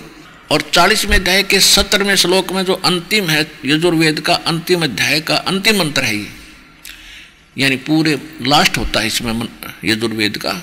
इसमें लिखा है कि वो पूर्ण परमात्मा तो प्रोक्ष है, वो तो गुप्त है, और मैं ब्रह्म हूं, मैं ब्रह्म लोक में रहता हूं, मेरा ओम नाम है। यानी इससे हटकर कोई और परमात्मा है वेद ज्ञान दाता से, जैसे गीता ज्ञान दाता बता रहा है, वही वेद ज्ञान दाता भी वही है और गीता ज्ञान दाता भी वही है। अब 40वें यजुर्वेद के 40वें अध्याय के 10वें मंत्र में कहा कि कोई तो परमात्मा को संभुवात कहता, संभुवात माने जन्म लेने वाला, और कोई असंभुवात प्राहु, कोई असंभुवात कहता है कि वो जन्म लेता ही नहीं, जैसे अजन्मा है। और संभुवात मानते हैं ये जैसे रामकृष्ण अवतार रूप में आता है, और कुछ कहते हैं वो जन्म लेता ही नहीं, वो तो निराकार है। तो वो कैसा है वो परमात्मा, साकार है या निराकार है, संभुवात है या असंभुवात है, उसकी जानकारी तत्वदर्शी संत धीराणाम लिखा उसमें मूल पाठ में, धीराणाम। वो तत्वदर्शी संत उसका अर्थ होता है कि वो तत्वदर्शी संत जो बताते वो सुनो। तो इसे सिद्ध हो गया कि वेद और गीता एक ज्ञान है। वेद पूरे वेदों में ओम नाम है, बस एक नाम है जाप करने का पूरी गीता में। तो इसे हटकर ये संकेत भी करते हैं कोई तत्वदर्शी संत है वो बताएगा, और वो ज्ञान वो बताएगा जो भगवान ने बोला हुआ होता है, वो परमात्मा के मुख कमल से बोला गया है। तो वो तत्व ज्ञान इस दास के पास उपलब्ध है जो भगवान का बोला हुआ है। और फिर उसके साथ साथ वो मंत्र जो परमात्मा ने सूक्ष्म वेद के अंदर कंप्लीट कोर्स दो दे रखा है, वो ही दास आपको बता रहा है। और वो प्रमाण सूक्ष्म वेद के अंदर विद्यमान है। और ये कबीर सागर को पढ़ने वाले, कबीर बीजक को पढ़ने वाले कबीरपंथी और गरीबदास साहिब जी के ग्रंथ को पढ़ने वाले गरीबदासी, ये कख भी नहीं समझ सके भगवान का वास्तविक। और उनमें लिखा हुआ है मंत्र कौन सा है, मेरे पूज्य गुरुदेव जी के पास था कंप्लीट कोर्स, और इस दास को दिया। कहते बेटा ये ऐसे देने का नहीं था, तेरे अतिरिक्त मैंने किसी को नहीं दिया, और भगवान का आदेश नहीं था, ये आज्ञा मालिक का जैसा आदेश होगा तो फिर करिए उसका। तो इस कारण से ये कंप्लीट तो साधना है, ये इस समय में ही बतानी थी। परमात्मा ने कहा कि धर्मदास मेरी लाख तो भाई, अरे ये मूल ज्ञान की तो बाहर ना जाए। मूल ज्ञान बाहर जो पढ़ी ये बिचली पीढ़ी हंस नहीं तरही, मूल ज्ञान को तब तक छुपाई जब तक ये 12 पंथ मिट जाए। अब ये पंथ नहीं रहेंगे, थोड़े से दिन में देख लेना, समय तो थोड़ा लगेगा, लेकिन क्योंकि सबको भगवान की चाह है। अब जो भोली आत्मा उन नकलियों के पास बैठे हैं, वो आपके भाई हैं, बहन हैं। कई तो भक्त कह रहा है कि मैं अकेला निकल के आया हूँ, पूरा परिवार रिश्तेदारियों तक राधा स्वामी धन धन सतगुरु वालों के पास है, कहे तभी ना मानते, उल्टे लड़ाई करते। तो एक दिन ऐसा आएगा उनको भी एहसास होगा अपनी उस गलत साधना का, तो वो भी आएंगे। तो ये सभी पंथ अब अंतिम सांस गिन रहे हैं, यानी ज्ञान में संख्या से कितनी हो, जैसे कोई भारा बड़ा वृक्ष हो और उसकी वो जड़ों से भी उसकी मिट्टी निकाल दी जा तो काफ़ी दिन तक फिर भी वो हरा भरा दिखाई देता, लेकिन उसका अंत निकट ही है, ज़्यादा समय नहीं। तो इन सब की जड़ दिखा दी दास ने, इन सभी पंथों की। अब ये सूखना शुरू हो जाएंगे थोड़े दिन में। अब जो प्रसंग चल रहा है उसी पर आते हैं। तो कहने का भाव ये है कि ये जो ज्ञान दिया जा रहा है कि परमात्मा की भक्ति काम करते करते, श्रवण करते करते करो। अब यहाँ पर गीता के अंदर एक दो तरह का ज्ञान है। जैसे छठे अध्याय के 10 से लेकर 15 तक इसने जो ज्ञान दिया है, उसमें ये कहा गीता ज्ञानदाता ने कि एक आसन बिछाओ, कुछ यानी नीचे घास फूस बिछाओ, उसके ऊपर मर्ग छाला बिछाओ, उसके ऊपर फिर एकाग्र बैठो, एकाग्र चित्त करके, और नाक पर ध्यान लगाओ। तो ये जो मार्ग बताया है, या भ्रमित ना हो पाठक, क्योंकि गीता तो आपने खूब पढ़ी है, कभी आपके मन में यह भी आओगी यहाँ क्यों ऐसा कहा। और वहाँ तीसरे अध्याय के 8वें और 9वें में वो स्पष्ट कह रहा है कि तू वैसे चौथे 5वें 1 से लेकर 8 तक का ये सारांश है गीता अध्याय नंबर 3 का, कि अगर कोई ऊपर से इंद्रियों को रोककर दिखावा करता है तो ढोंगी है, और तू ऐसे बैठा रहता है, निर्वाह कैसे होगा। काम भी कर, युद्ध भी कर, भक्ति और साधना भी कर। और ये दुर्वेद में बता दिया काम कर, ओम कर तू समर किलवे समर कर तुम समर, मंत्र यही है। और फिर सूक्ष्म वेद कहता है, कहते नाम उठत नाम बैठत नाम सोत जागवे, नाम खाते नाम पीते नाम सेती लागवे। तो ये सभी सदगण प्रमाणित कर रहे हैं कि काम करते करते भक्ति करनी है। और जो इसने छठे अध्याय के 10 से लेकर 15 में जो अपना अड़ंगा अड़ाया है, ये कहता है ये मेरा मत है, जो वेद ज्ञान है ये गॉड गिवन है। वेद ज्ञान दिया था इस ब्रह्म के हृदय में, भगवान ने ऊपर से भेजा था, अपने ज्ञान को फैक्स किया था। इसने उसमें से कुछ ज्ञान निकाल दिया जो डायरेक्ट परमात्मा से संबंधित था। इसने मिसगाइड करने के लिए भगवान से डर से कि ये भक्ति के लिए रुक नहीं सकते, इसलिए इनको यो इनकम्प्लीट वेद दे दिए। तो जितना भी इनकम्प्लीट है वो भी गॉड गिवन है, जो काट दिया इसने वो अलग बात है। उसकी पूर्ति के लिए परमात्मा को स्वयं आना पड़ता है, और वो रह कराते हैं। ये वेद में भी लिखा है कि वो अपना ज्ञान आकर बताते हैं। दूसरा कारण ये भी होता, समय आने पर ज्ञान का अभाव होता ही चला जाता है, फिर परमात्मा उसको पुनर्स्थापित करने के लिए भी आते हैं। तो यहाँ जो प्रसंग चल रहा है उसमें यह है कि यहाँ ये इससे ये सिद्ध हो गया कि छठे अध्याय के जो 10 से लेकर 15 तक इसने जो कहा है, ऐसे बैठ, नाक पर ध्यान लगा, ऐसे कर, फलाना कर, तो ये इसका मत है और ये सूक्ष्म वेद से मेल नहीं खाता है, तो ये रिजेक्टेड है। और इसने फिर तीसरे अध्याय के अंदर 3 से लेकर 8-9 तक ये स्पष्ट कर ही रखा है कि तू कर्मयोगी बन, एक स्थान पर बैठा रहा, तेरा निर्वाह कैसे होगा। और वह कहता है एक स्थान पर बैठ और ध्यान लगा, तो वो इसका अपना मत है जो अन्य वेदों ज्ञान से, भगवान के दिए ज्ञान से नहीं मेल खाता, उसको हम छोड़ देंगे। तो गीता को भी समझना पड़ेगा आपने, इसलिए दास रह कर आपको समझा रहा है कि फिर से आप शिल्प ना कर जाओ और इतनी गहरी खाई खोद रखी काल ने, एक बार पैर रिपट गया, थलस गया, तो फिर दोबारा नहीं आता होगे। मुश्किल से निकाल कर लाए आपको परमात्मा, ज्ञान दे देकर, प्रमाण दे देकर, प्रेरणा करके, कोई भाई बहन के माध्यम से, कोई टीवी के माध्यम से, मुश्किल से आपको खाई से बाहर निकाला। और दृढ़ होकर चलना, इस पर सावधान होकर रहना। तो ये स्पष्ट हुआ कि ओम नाम का जाप है गीता वेदों में। रही बात पुराणों की, ये पुराण गॉड गिवन से प्रयोजन नहीं है, ये तो श्री ब्रह्मा जी को मिले थे वेद, इस काल के ने छुपा दिए थे समुद्र में। ये सागर मंथन पर भेजे तीनों भाई, तो इन सबसे पहले वेद निकले थे, वो ब्रह्मा को प्राप्त हुए थे। और इस काल के ब्रह्म के श्वासों से इसके अंदर अंतःकरण से ये बाहर आए थे। तो इन वेदों को ब्रह्मा ने पढ़ा और ब्रह्मा जी की बुद्धि इस काल के हाथ में। गीता अध्याय नंबर 7 के श्लोक नंबर 1 से लेकर और 10 तक ये प्रमाणित करता है कि बलवानों का बल और बुद्धिमानों की बुद्धि मेरे हाथ में है। उदाहरण के लिए, जैसे वनवास के अंदर श्री रामचंद्र जी सीता के अपहरण के बाद बिलख बिलख कर रो रहे थे, ऊपर से पार्वती और महादेव जी देख रहे थे।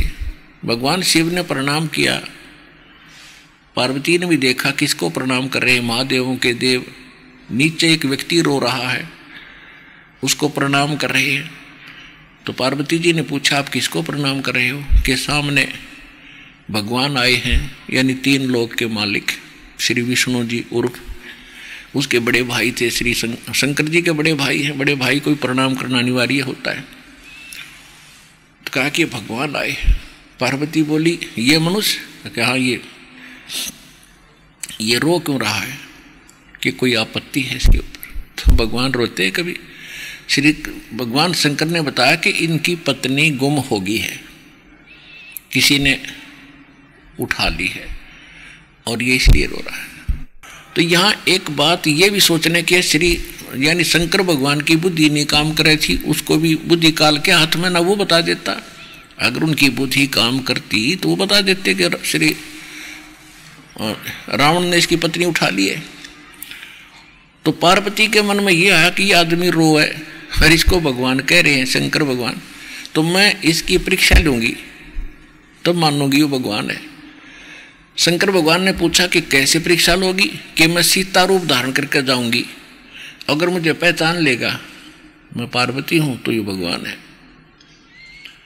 और नहीं पहचानेगा तो कहेगा भगवान। तो शंकर भगवान ने कहा कि तू ऐसी गलती ना करना, आप अगर ऐसी गलती करोगी तो मेरे काम की नहीं रहोगी, क्योंकि आप एक मेरे बड़े भाई की पत्नी का रूप बनाओगे और बड़े भाई की पत्नी मां के तुल्य मानी जाती है। पार्वती ने तब तो कह दिया कि ठीक है मैं नई परीक्षा लूंगी, शिव जी इधर उधर गए, पीछे तो सीता रूप धारण किया, श्री राम के सामने खड़ी होगी।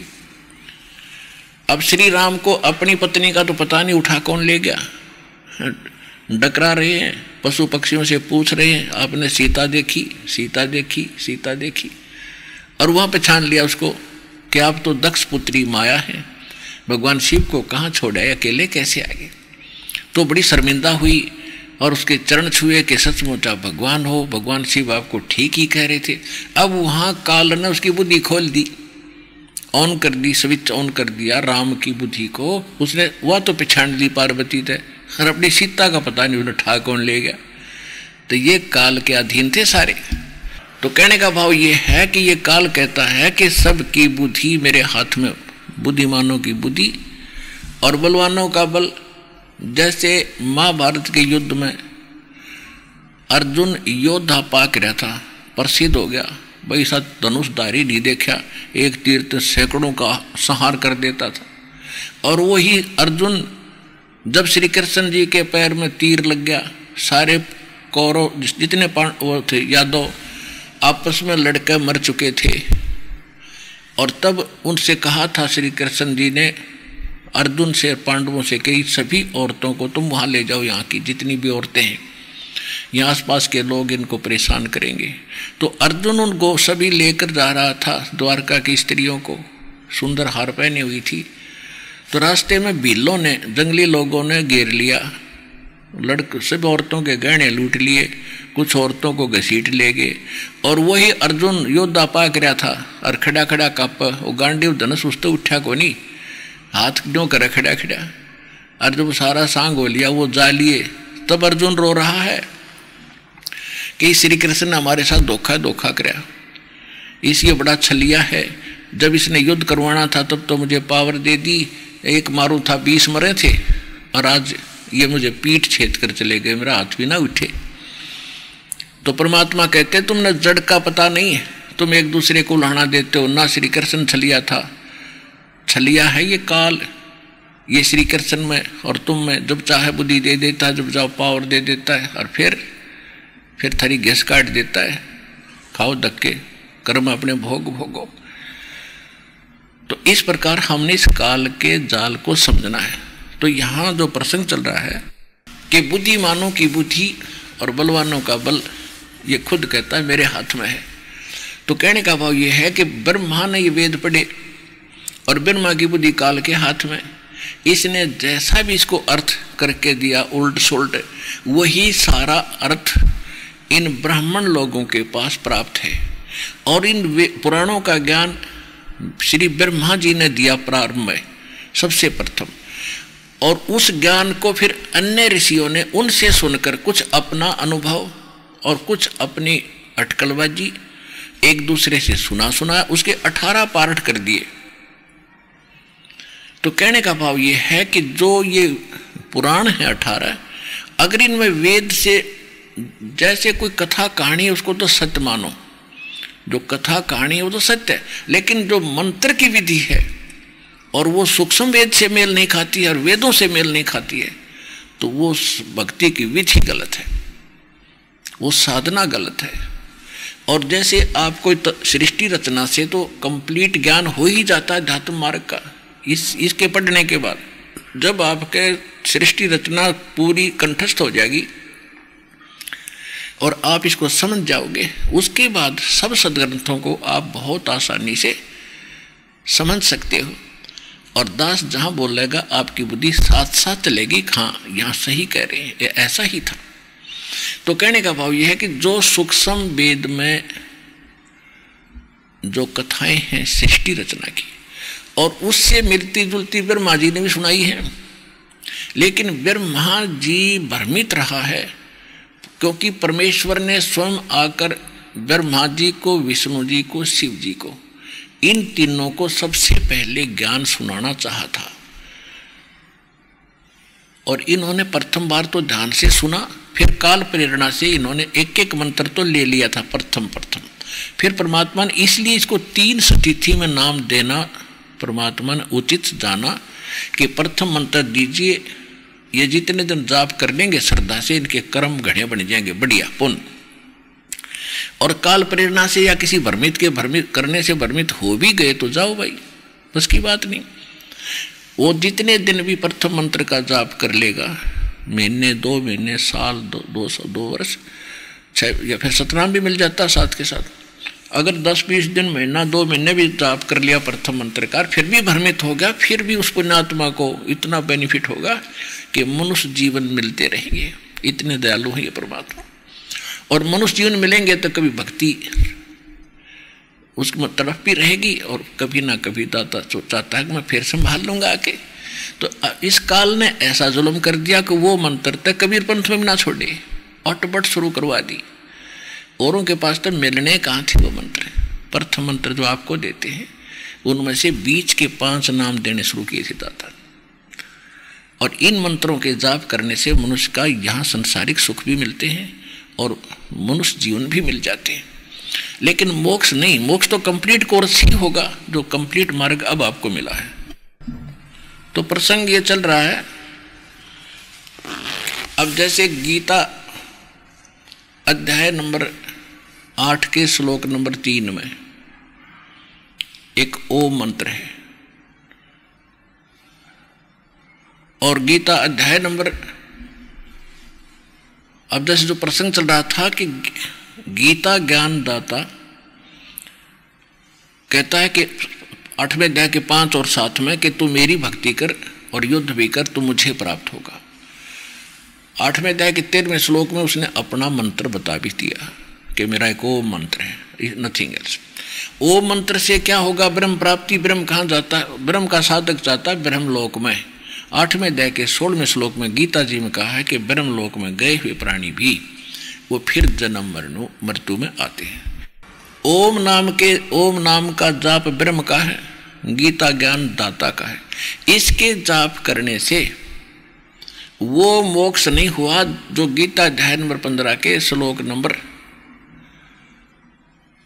4 में कहा कि तत्वदर्शी संत की प्राप्ति के उपरांत परमेश्वर के उस परम पद की खोज करनी चाहिए, जहां जाने के बाद साधक फिर लौटकर कभी पुनरावृत्ति में नहीं आते, उनका फिर जन्म मृत्यु नहीं होता।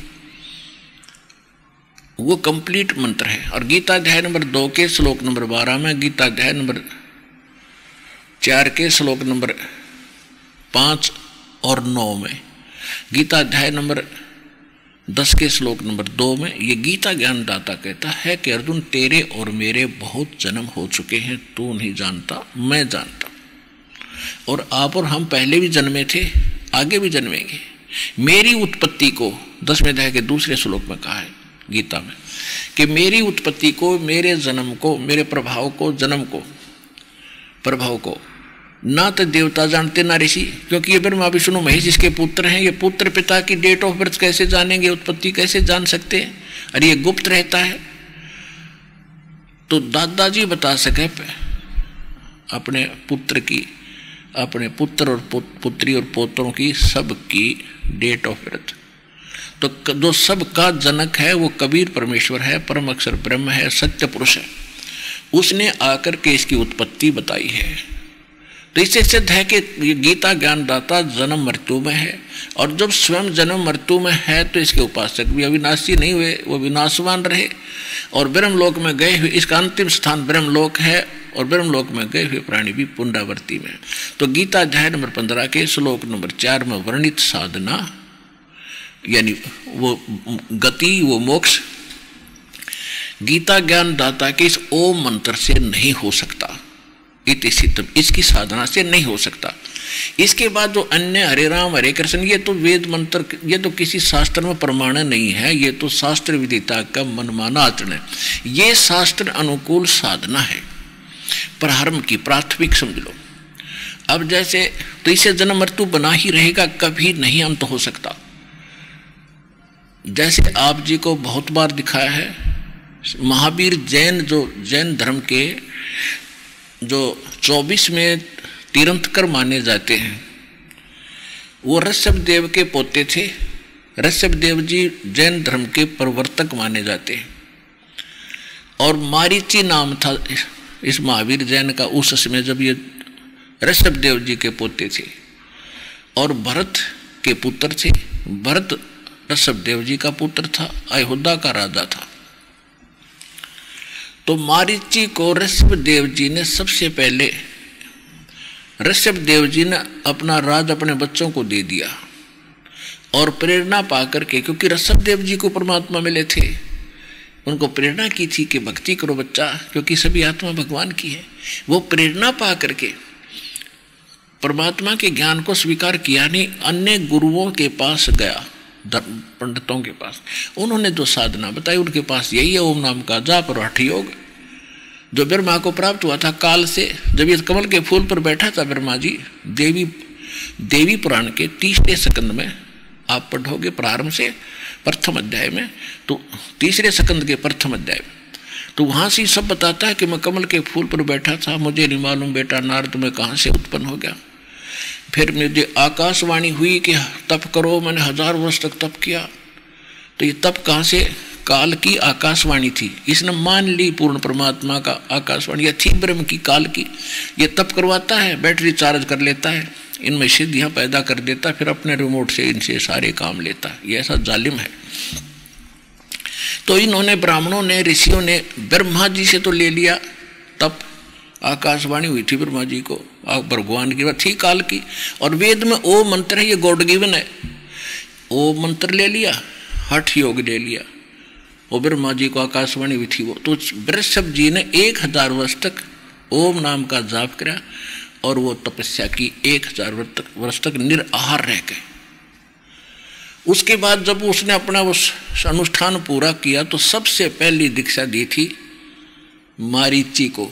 मारीची आगे चल के वही आत्मा महावीर जैन हुआ। उसके बीच में, यानी ओम नाम वेद अनुसार साधना है, शास्त्र अनुकूल है, प्राथमिक है ये, और हठ योग नहीं था इसमें, वो हठ योग ब्रह्मा से प्राप्त है। तो ऋषभदेव जी ने वही किया और ओम नाम का जाप साथ किया। तो ऋषभदेव जी का मोक्ष नहीं हुआ, वो जंगलों में घूम रहा था, मुंह में जो है पत्थर लेकर, इसलिए घूम रहा था कि लोग पीछे पड़े हुए हैं, मुझे ऐसा बौला सा जाने का ये निकट ना आएंगे। तो जंगल में आग लगी, दावानल, उसमें वो ऋषभदेव जल कर मर गया। उसके बाद जैन इतिहास में लिखा है कि उसके बाद वही आत्मा बाबा आदम हुई, ऋषभदेव ही आदम, बाबा आदम हुए। और उस बाबा आदम से फिर पूरा ये ईसाई धर्म और मुसलमान धर्म ये कितना फैल गया। तो बाबा आदम जन्मे तो मोक्ष ऋषभदेव का भी नहीं हुआ। अब रही बात उसकी मारीची की, जो महावीर जैन हुआ, उसके इतिहास देख ले। 60 करोड़ बार कुत्ता, 30 करोड़ बार गधा, पता नहीं के बार बना, कभी राजा बना, कभी स्वर्ग गया, फिर राजा बना, फिर स्वर्ग गया, फिर राजा बना, फिर स्वर्ग गया, फिर गधा बना। तो ये तो प्रोसेस है, प्रोसीजर है इस ओम नाम के जाप का, और इससे वो मोक्ष नहीं हो सकता जो गीता अध्याय नंबर 15 के श्लोक नंबर 4 में वर्णित है। इति सिद्धम के शास्त्र अनुकूल साधना ये है, और उस साधना के ये प्रारंभ है, ये कंप्लीट नहीं है, क्योंकि वो तो बता ही दिया है कि कंप्लीट साधना तो परमात्मा ने बताता है, और उसको तत्वदर्शी संत बताओगा, वो इस दास के पास है। और वो उनको उपलब्ध ना होने से अब वो साधना भी कर गए और फिर भी उस अनुत्तम गति में रहे। अपने आत्माओं, ये कथा कीर्तन तो आपने बहुत कर लिए और सुन भी लिए। अब ये तत्व ज्ञान समझो, इसको तत्व ज्ञान कहते हैं, जो सार निकाल के बताया जा उसको तत्व ज्ञान कहते हैं। अब जो प्रसंग चल रहा है कि आप ये देख रहे हो कि युग उससे भी मोक्ष नहीं हुआ। ओम नाम के जाप करने वाले आज तक जो साधना करते रहे, उनसे भी वो मोक्ष प्राप्त नहीं हुआ, जिस जहाँ जाने के बाद फिर कभी जन्म मृत्यु नहीं होती। और जब तक, अब दूसरी बात ये है विचार करने की है कि महावीर जैन का कोई गुरु नहीं था आगे। जब वही मारीची वाली आत्मा महावीर जैन बने और उसने 363 पाखंड मत चलाए। पाखंड मत माने बकवाद साधना, जो लोक वेद और रस, उस महावीर जैन से जो भी साधना अब कर रहे हैं वर्तमान के भाई जैनी भाई, वो महावीर जैन से प्राप्त ही साधना पर आरूढ़ है।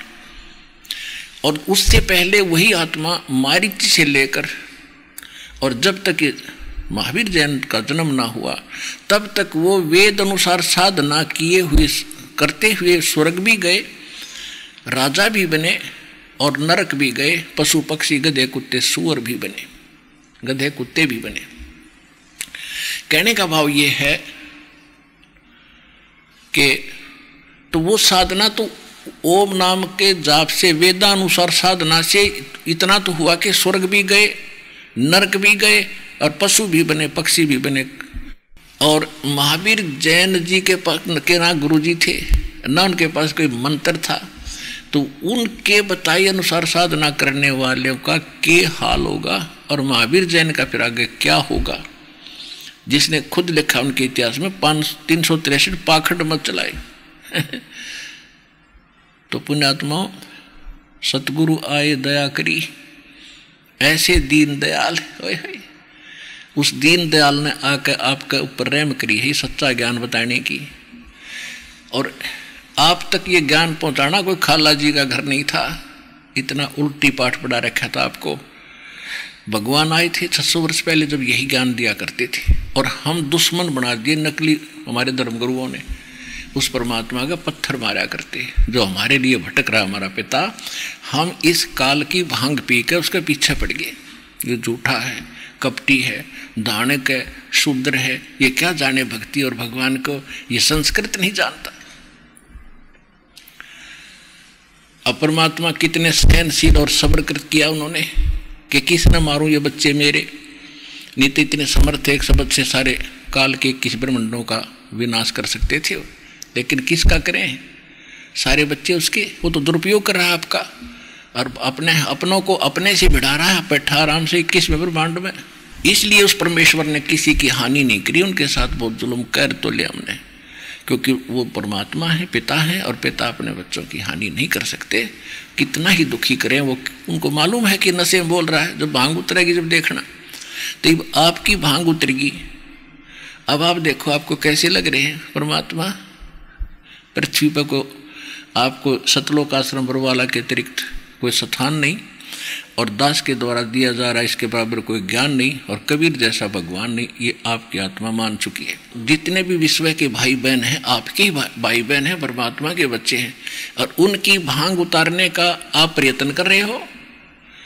आप जाते हो प्रचार करने के लिए, और वो आपके भाई बहन उन नकली संतों के नकली ज्ञान से आरूढ़ होकर आपके साथ झगड़ा भी करते हैं। अब दास की प्रार्थना है कि आपको ज्ञान हो गया, आपने उनके साथ कोई झगड़ा नहीं करना, चाहे उनको समझाना ना माने उनकी मर्जी पर, उनको जोर जबरदस्ती नहीं करनी किसी के साथ नहीं, फिर परमात्मा का विधान नष्ट हो जाता है। तो एक दिन सबकी भांग उतरेगी, और ये भांग उतरने पाछे काल की अज्ञान की भांग, यानी अज्ञान के नशे में जो विरोध कर रहे हैं और भगवान को भगवान ना मान रहे हैं, तो फिर देखना आपकी तरह वो भी आंखों में आंसू आया करेंगे, अपने किए पर पछताया करेंगे कि हमने बहुत भूल करी। तो दास की अर्ज है सभी से, जिसकी जहाँ तक आसानी से पहुँच होती है वहाँ तक इस ज्ञान को पहुँचाओ। सबकी भांग उतारने के लिए एंटीबायोटिक ये कैप्सूल दो, ये ज्ञान है, ये भक्ति, ये पहुँचाओ उन तक, उनका उद्धार होगा। वह परमात्मा के बच्चे भूल में पड़े। अब प्रसंग चल रहा है कि गीता ज्ञान दाता कह रहा है कि 7वें अध्याय के 29वें मंत्र, जब प्रसंग चल रहा था कि जैसे गीता ज्ञान दाता ब्रह्म की साधना करने से वो मोक्ष प्राप्त नहीं हुआ जो 15वें अध्याय के 4थे श्लोक में है। इसके साथ साथ 18वें अध्याय के 62वें श्लोक में गीता ज्ञानदाता कहता कि अर्जुन तू सर्वभाव से उस परमेश्वर की शरण में जा, उसकी कृपा से ही तू परम शांति को और सनातन परम धाम को प्राप्त होगा।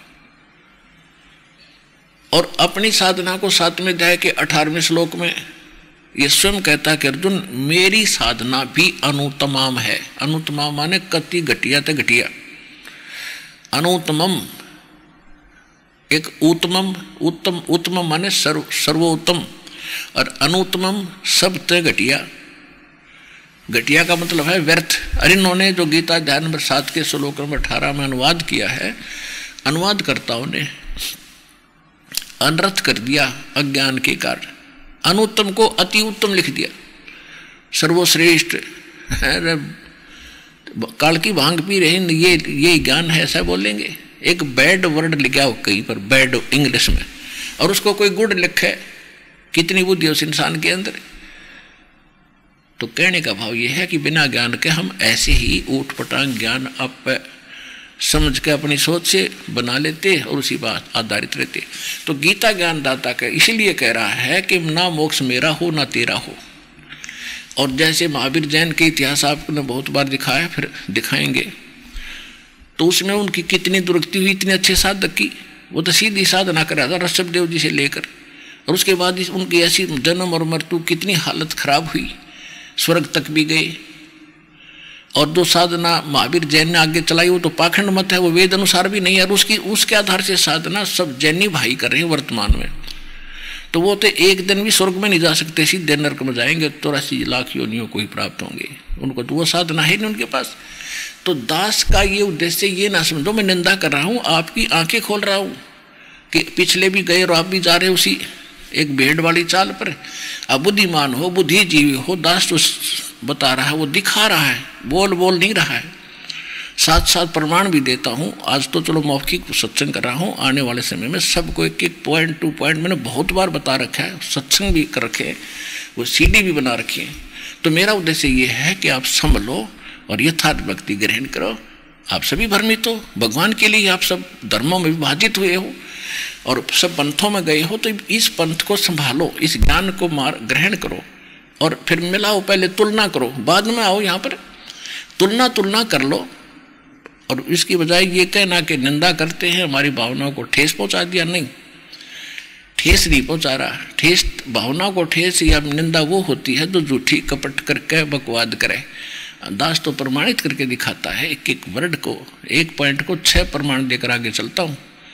जब जाके आपके हृदय में ये समाया कि सचमुच रामपाल सच्ची का और बाकी सब झूठे हैं, जिसका परिणाम ये देख रहा है दास, लाखों की संख्या में अनुयायी हो गई। तो ये 7वें अध्याय के 18वें श्लोक में कह रहा है कि मेरी साधना करने वाले भी, ये ज्ञानी आत्मा जो 4 नंबर के गीता अध्याय नंबर 15 के, गीता अध्याय नंबर 7 के श्लोक नंबर 16 से लेकर 18 तक ये अपनी साधना बताता है।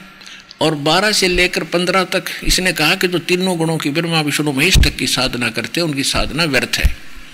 फिर अपनी साधना बताता है कि मेरी जो साधना करते हैं वो 4 प्रकार के हैं। गीता अध्याय नंबर 7 के श्लोक 16 और 18 में तो उसमें बताया कि 4 प्रकार के साधक मेरी साधना करते हैं।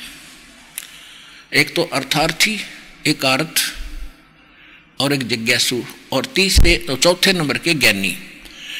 अर्थार्थी तो वो होते हैं जो धन लाभ के लिए, यानी घर में कोई हानि हो रही हो और उसको हानि को रोकने के लिए, धन प्राप्ति के लिए जो अनुष्ठान कराते हैं वो केवल वेद मंत्रों से ही करते हैं। वो किसी और दंत कथा की कविता और मंत्र नहीं बोलते, वो तो है ब्रह्म साधक।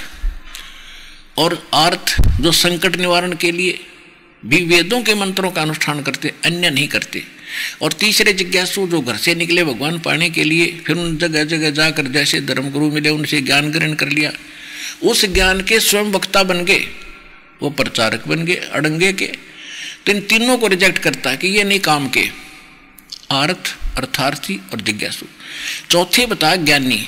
ज्ञानी वो होते हैं जिनको ये पता लग गया कि मनुष्य जीवन भाई बार बार नहीं मिलेगा, और मनुष्य जीवन प्राप्त करके हमने जब भक्ति नहीं करी, इसका प्राप्ति का फायदा क्या। और भक्ति फिर वेदों से पता चला कि केवल एक पूर्ण परमात्मा की भक्ति करो। जैसे गीता अध्याय नंबर 15 के श्लोक नंबर 4 में कहा है, गीता अध्याय नंबर 7 के श्लोक नंबर 29 में कहा कि जो तत्परम से परिचित है, सारे धातुओं से और सारे कर्मों से परिचित है, वह केवल उस जरा और मरण से छूटने का प्रयत्न करते हैं, तो वो है ज्ञानी आत्मा। उनको ये पता चला कि एक देवी देवताओं की पूजा से मोक्ष नहीं हो सकता, ज्ञानी को ये पता लग गया। और दूसरे नंबर पे उनको ये पता हो गया कि मनुष्य जीवन बार बार मिलेगा नहीं। तो ये ज्ञानी हुए कि देवताओं की पूजा से लाभ नहीं, केवल एक परमात्मा की भक्ति करने से मोक्ष होगा। अब उन्होंने तत्वज्ञानी संत ना मिलने से, ये गीता ज्ञानदाता कहता है कि वो ज्ञानी आत्मा है तो उदार, यानी नेक है, अच्छी है और समर्पित है मेरे पे, लेकिन तत्वदर्शी संत ना मिलने से उन्होंने अपने आप निष्कर्ष लोक वेद से ये जान लिया कि ओम नाम का जाप है। यजुर्वेद अध्याय नंबर 40 के मंत्र नंबर 15 से ले लिया। ओम करतु समर किलवे समर और करतु समर, बस इन्होंने फाइनल कर लिया भाई ओम नाम है और कोई नाम में कोई नहीं। और बिल्कुल सी वेदों में यही मंत्र है, ओपन लीत है। फिर उनकी बुद्धि पर पत्थर पड़ गया जब चौथे अध्याय के 34वें श्लोक में गीता ज्ञानदाता कहता है, वेदों का निष्कर्ष है ये समझ लो। और वेद यजुर्वेद अध्याय नंबर 40 के मंत्र 10 का यही निष्कर्ष है कि तत्वदर्शी संतों के पास वो ज्ञान है जो भगवान खुद आकर बोलता है, जो वेद ज्ञान से भी हटकर है, इससे आगे का भी है। चौथे अध्याय के 32वें श्लोक में गीता जी में कहा है। तो उनकी वो बुद्धि वहां काम नहीं करी। फिर यजुर्वेद अध्याय नंबर 40 के श्लोक मंत्र नंबर 17 में स्पष्ट किया है कि पूर्ण परमात्मा तो गुप्त है और मैं ओम हूं, मैं ब्रह्म लोक में रहता हूं, मेरा ओम नाम है। और देवी पुराण के अंदर 7वें स्कंद में सचित्र मोटा टाइप गीता प्रेस गोरखपुर से प्रकाशित 562 और 563 पृष्ठ पे देवी बता रही है हिमालय जी को, राजा हिमालय को, कि आप ब्रह्म की पूजा करो, उसका एक ओम नाम है, तुम्हारा कल्याण हो, ब्रह्मलोक को प्राप्त हो जाओगे। यानी ओम नाम के जाप से ब्रह्म की प्राप्ति है और ब्रह्मलोक में रहता है, उस ब्रह्मलोक को प्राप्त हो जाओगे। तो इति सिद्धम, ओम नाम के जाप से ब्रह्मलोक प्राप्ति होती है। 8वें अध्याय के 16वें श्लोक में श्रीमद् भगवद गीता में कहा कि ब्रह्मलोक में गए हुए प्राणी भी फिर पुनरावृत्ति में उनकी फिर जन्म मृत्यु होती है। तो ये वो मोक्ष नहीं हुआ गीता अध्याय नंबर 15 के श्लोक नंबर 5 वाला, कि जहां जाने के बाद फिर लौटकर संसार में नहीं आते। तो इनकी बुद्धि पर काल के हाथ में थी। यजुर्वेद अध्याय नंबर 40 के श्लोक नंबर 17 में जब स्पष्ट किया है कि वो पूर्ण परमात्मा तो गुप्त है और मेरा ओम नाम है और मैं ब्रह्मलोक में रहता हूँ, और ओम नाम का जाप पर गाटा जोड़ रहे, फाइनल कर दिया कि ओम नाम है, बस वेदों में ओम करतु समर किलवे समर। तो वो कोई और भगवान है, उसका मंत्र भी तो और अपा होगा, इससे हटकर ही होगा। अब गीता अध्याय नंबर 15 के गीता अध्याय नंबर 17 के श्लोक नंबर 23 में स्पष्ट किया है। गीता ज्ञानदाता ने 8वें अध्याय के 13वें श्लोक में गीता जी में अपना मंत्र बता दिया सरपुरुष का। यह सरपुरुष है, अक्षर पुरुष और परम अक्षर ब्रह्म या परम अक्षर पुरुष कहो, ये 3 पुरुष हैं, 3 प्रभु माने जाते हैं। जैसे गीता अध्याय नंबर 15 के श्लोक 16 और 17 में 3 पुरुषों की जानकारी है, अक्षर पुरुष और सर पुरुष। ये भी इनके अंतर्गत जितने प्राणी वो नासवान है। और 17वें श्लोक में 15वें अध्याय के गीता में कहा है कि उत्तम पुरुषत्व अन्य, वो परमात्मा तो कोई और है जो सबका धारण पोषण करता है और वास्तव में अविनाशी है, जिसको परमात्मा कह सकते हैं। तो उसके विषय में गीता ज्ञानदाता कहता कि मैं जानता नहीं, वो तत्वदर्शी संत बताएंगे। 8वें अध्याय के 3रे श्लोक में बता दिया कि वो परम अक्षर ब्रह्म है। और 18वें अध्याय के 62वें श्लोक में गीता ज्ञानदाता कहता है कि उस परमेश्वर की शरण में जा सर्वभाव से, उसकी कृपा से तो परम शांति को और सनातन परम धाम यानी शाश्वत स्थान, कभी नाश में नहीं आता वो स्थान, सदा रहने वाला वो सतलोक कहते हैं हम अपनी संत लैंग्वेज में, उसको प्राप्त होगा।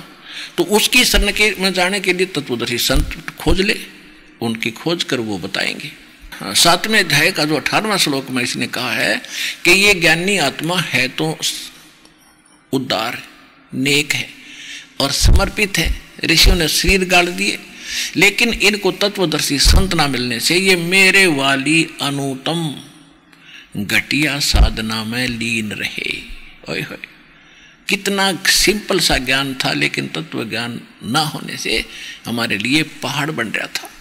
परमेश्वर कहते हैं कि 9 मन सूत उर्जिया, 9 मन सूत उलझिया, ऋषि रहे झकमार और सतगुरु ऐसा सुलझा दे। ये उलझन दूजी बार, अब ऐसा सुलझा दिया फिर नहीं उठ जाएगा इस कलयुग में।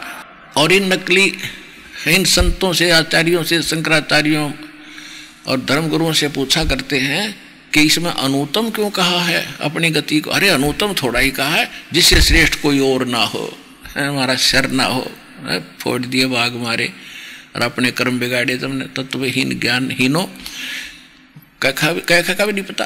ये खुद कहता है कि तेरे मेरे जन्म मृत्यु होते और युद्ध भी करना पड़ेगा। अगर यहाँ मेरी शरण में रहेगा तो युद्ध करना पड़ेगा। यदि तरफ तुझे परम शांति चाहिए तो छोड़ी झंझट ने और उस संतों के पास जा, वो मैं नहीं जानता उस ज्ञान को। अब स्पष्ट हुआ ये। 18वें अध्याय के 62वें श्लोक में इनसे पूछा करते थे कि हे महाराज बताइयो, शंकराचार्यों से, आचार्यों से, गुरुओं से, ब्राह्मण पंडितों से, कि अपने से अन्य किस परमेश्वर की शरण में। गीता अध्याय नंबर 18 के श्लोक नंबर 62 में गीता ज्ञानदाता अपने से अन्य किस परमेश्वर की शरण में जाने को कहता है। तो ये कहा करते नहीं, अपने बारे में कह रहा, मेरी शरण में आ जा। कमाल की बात है। और ये कितने प्रमाण इसके अंदर। तो ये तत्व ज्ञानहीन प्राणी के वचन होते हैं ऐसे। तो ये उसके विषय में कह रहा है जो परम अक्षर ब्रह्म है, और उसकी साधना से ये परिचित नहीं है।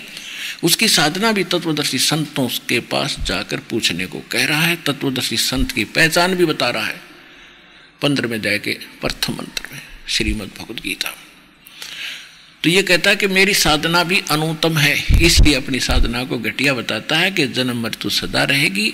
और ऋषभदेव जी और जैसे मारीची की आत्मा के साथ कितने जन्म और मृत्यु हुए, जो उन्हीं के इस लिटरेचर में आपको दिखाएंगे।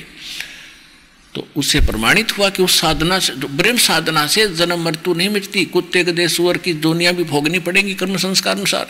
तो इसलिए कहा है कि ये ज्ञानी आत्मा अन्य देवी देवताओं की पूजा तो छोड़ दी इन्होंने, लेकिन वो मेरे वाली ओम नाम की जाप में और ब्रह्म तक की आस्था में इन्होंने, ये भी घटिया आस्था में लीन रहे, मेरी आश्रित रहे, सथित रहे। और 7वें अध्याय के 19वें श्लोक में गीता ज्ञानदाता कहता है कि बहुनाम जन्मानाम अंते ज्ञानमान माम प्रपद्यते। बहुत बहुत के अंत के किसी मनुष्य जन्म जिसे प्राप्त हो, और अंत के जन्म में एकाध कोई मेरी भक्ति करता है। ब्रह्म तक की साधना भी बड़ी मुश्किल से करते हैं, कोई नाती राम कृष्ण सीता राम मंडी मसाणियों तक सीमित रहते हैं। बहुत जन्मों के किसी अंत के जन्म में मेरी भक्ति करते हैं। और वासुदेव सर्वमिति स महात्मा सुदुर्लभ है, कि वासुदेव ही सब कुछ है, ये बताने वाला वो साधु बड़ी मुश्किल से मिलेगा संत तुझे। वासुदेव नोट श्री कृष्ण, हम श्री कृष्ण जी को वासुदेव मान रहे थे। वेदों में वासुदेव का अर्थ है जिसका सबके ऊपर वास हो, जिसका सब ब्रह्मांडों पर कंट्रोल हो, वो सर्वशक्तिमान परमात्मा, सबका जनक और सर्वशक्तिमान, जिसकी सत्ता सबके ऊपर हो, उसको वासुदेव कहते हैं। और वासुदेव तो श्री कृष्ण जी के पिताजी का नाम था। वो वेदों से ब्राह्मणों ने लिख दिया, गुरुओं ने बोल दिया करते बोले भाई छोरे का नाम लिख ले, लड़के का नाम रख लो, उत्तम नाम है, वो है भगवान की महिमा का। और यो ला दिया श्री कृष्ण के। श्री कृष्ण इज विष्णु, विष्णु इज सतोगुण, और सतोगुण जो है ये विष्णु जी केवल एक ब्रह्मांड में एक विभाग के मंत्री हैं, सतोगुण विभाग के, और एक रजोगुण विभाग के ब्रह्मा जी और तमोगुण विभाग के श्री शंकर जी। ये केवल एक ब्रह्मांड में ये इतने ही मालिक है, इतने वासुदेव हैं, इतने प्रभु हैं ये। और इनका पिता जो सरपुरुष है ये 21 ब्रह्मांड का मालिक है। ये केवल इतना ही वासुदेव है, ये इतना ही प्रभु है, स्वामी है। ये वासुदेव नहीं है, कंप्लीट गॉड नहीं है, जिसका सबके ऊपर वास हो, सबका ऊपर जिसकी प्रभुता हो। 17वें अध्याय के 23वें श्लोक में बताया है कि ओम तत् सत इति निर्देश है ब्रह्मण है त्रिवेद स्मृत है। इसमें अनुवादकर्ता ने भी सब ठीक लिखा है कि उस सच्चिदानंद घन ब्रह्म का, उस सच्चिदानंद घन ब्रह्म का, ये ओम उस सच्चिदानंद घन ब्रह्म को पाने का, परम अक्षर ब्रह्म को पाने का, और उस स्थान पर जाने का जहाँ जाकर फिर लौट कर वापस नहीं आते, उस स्थान पर जाने का ये 3 मंत्र का जाप है। ओम तो सीधा है, तो डिक्लेयर्ड है, ये तो सार्वजनिक है, पहले से ओपन है। ओम तो सरपुरुष का, गीता अध्याय नंबर 15 के श्लोक 16 और 17 में 3 पुरुष है, सरपुरुष, अक्षर पुरुष और परम अक्षर पुरुष। तो सरपुरुष का तो ओम है, ये ब्रह्म है, और तत् और सत्य सांकेतिक है, ये गुप्त है, सांकेतिक है। जैसे वेदों यजुर्वेद ऋग्वेद मंडल नंबर 9 सूक्त 95 के मंत्र 2 सार्वजनिक करता है, गुप्त मंत्र वही लाता जो किसी वेद शास्त्र में नहीं होती। तो परमेश्वर ने स्वयं बताया कि सो हम शब्द हम जग में लाए और सार शब्द हमने गुप्त छिपाए। सोहम शब्द आपको ना गीता मिलेगा, ना वेदों में, ना पुराणों में। पुराणों में बाद में टेक्शन घिष्ट दिया, लेकिन वेद और गीता में नहीं मिलेगा। ये मूल शास्त्र है। तो कहने का भाव ये है कि परमात्मा ने आके सोहम मंत्र दिया था शंकर भगवान को। उसके बाद इन्होंने कुछ और भी, वैसे इन्होंने बताया नहीं किसी को, फिर भी सुना की तरफ लिख लिया, वो अलग बात है। वेद और गीता में 100 मंत्र नहीं है। तो फिर इसके बाद एक और मंत्र है, सोहम ऊपर और है सत्सुकृत नाम, और वाह की भक्ति किए बिना ये सारे ही बेकाम। यानी साधना ये भी करनी है। इसके बाद सोहम के ऊपर एक और मंत्र है सत्सुकृत, जिसको सार नाम कहते हैं। परमात्मा कहते सोहम शब्द हम जग में लाए, सार शब्द हमने गुप्त छुपाए। धर्मदास मेरी लाख दुहाई, ये सार शब्द की दबार ना जाई। तो वो इस दास को दिया वा करके अब खोल लेंगे सारे के सामने। तो कहने का भाव ये है कि गीता अध्याय नंबर 15 के, गीता अध्याय नंबर 17 के श्लोक 23 में ओम तत्सत ये 3 मंत्र हैं। ओम तो सरपुरुष इस ब्रह्म का गीता ज्ञान दाता का, और तत् ये अक्षर पुरुष यानी परब्रह्म का, ब्रह्म से नेक्स्ट जो ब्रह्म है, सरपुरुष से नेक्स्ट अक्षर पुरुष कहते हैं। और सत है ये भी सांकेतिक है, तत् भी सांकेतिक है। ये सत जो है मंत्र, ये परम अक्षर ब्रह्म का, उस पूर्ण परमात्मा का, ये गुप्त है, ये दास के पास। इसको सार नाम कहते हैं, आदि नाम इसी को कहते हैं। ये कोड वर्ड है, ये तो लिफाफा है। सत तो इसका न सोच ले, इसके अंदर है वो माल।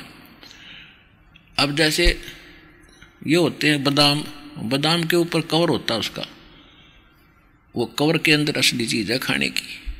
ऊपर कहने को तो बादाम है, लेकिन वो छिलका बादाम नहीं है, ये सत मंत्र नहीं है। इसका कोड वर्ड जो है वो बादामगिरी खाने की। तो वो है मूल मंत्र, मूल ज्ञान, और मूल नाम है वो आदि नाम। अब प्रसंग चल रहा है कि अब गीता ज्ञानदाता ने अपना मंत्र बता दिया ओम नाम, और उस सच्चिदानंद घन ब्रह्म परमक्षर ब्रह्म का बता दिया कि उसको 3 मंत्र के जाप से उसकी प्राप्ति होती है। और कंप्लीट कोर्स भी बताया कि वो संत बताओगा तत्वदर्शी इस मोक्ष मार्ग का, उससे पूछो। अब 8वें अध्याय के 5 और 7 में तो ये अपने बारे में कहता है कि मेरी भक्ति कर, युद्ध भी कर, मुझे प्राप्त होगा, डोंट वरी, चिंता मत कर। और गीता अध्याय नंबर 8 के श्लोक नंबर 8, 9, 10 में ये कहता है कि उस सच्चिदानंद घन ब्रह्म की भक्ति जो साधना अनन्य मन से करते हैं, किसी और देव में आस्था नहीं रखते, उसकी भक्ति करने वाला उसी के पास चला जाता। उस भक्ति की कमाई की शक्ति से, उस भक्ति बल से, योग बल से उसी परमात्मा के पास चला जाता है। और कंप्लीट कोर्स तो वो तत्वदर्शी संत बताएंगे, उनसे पूछो।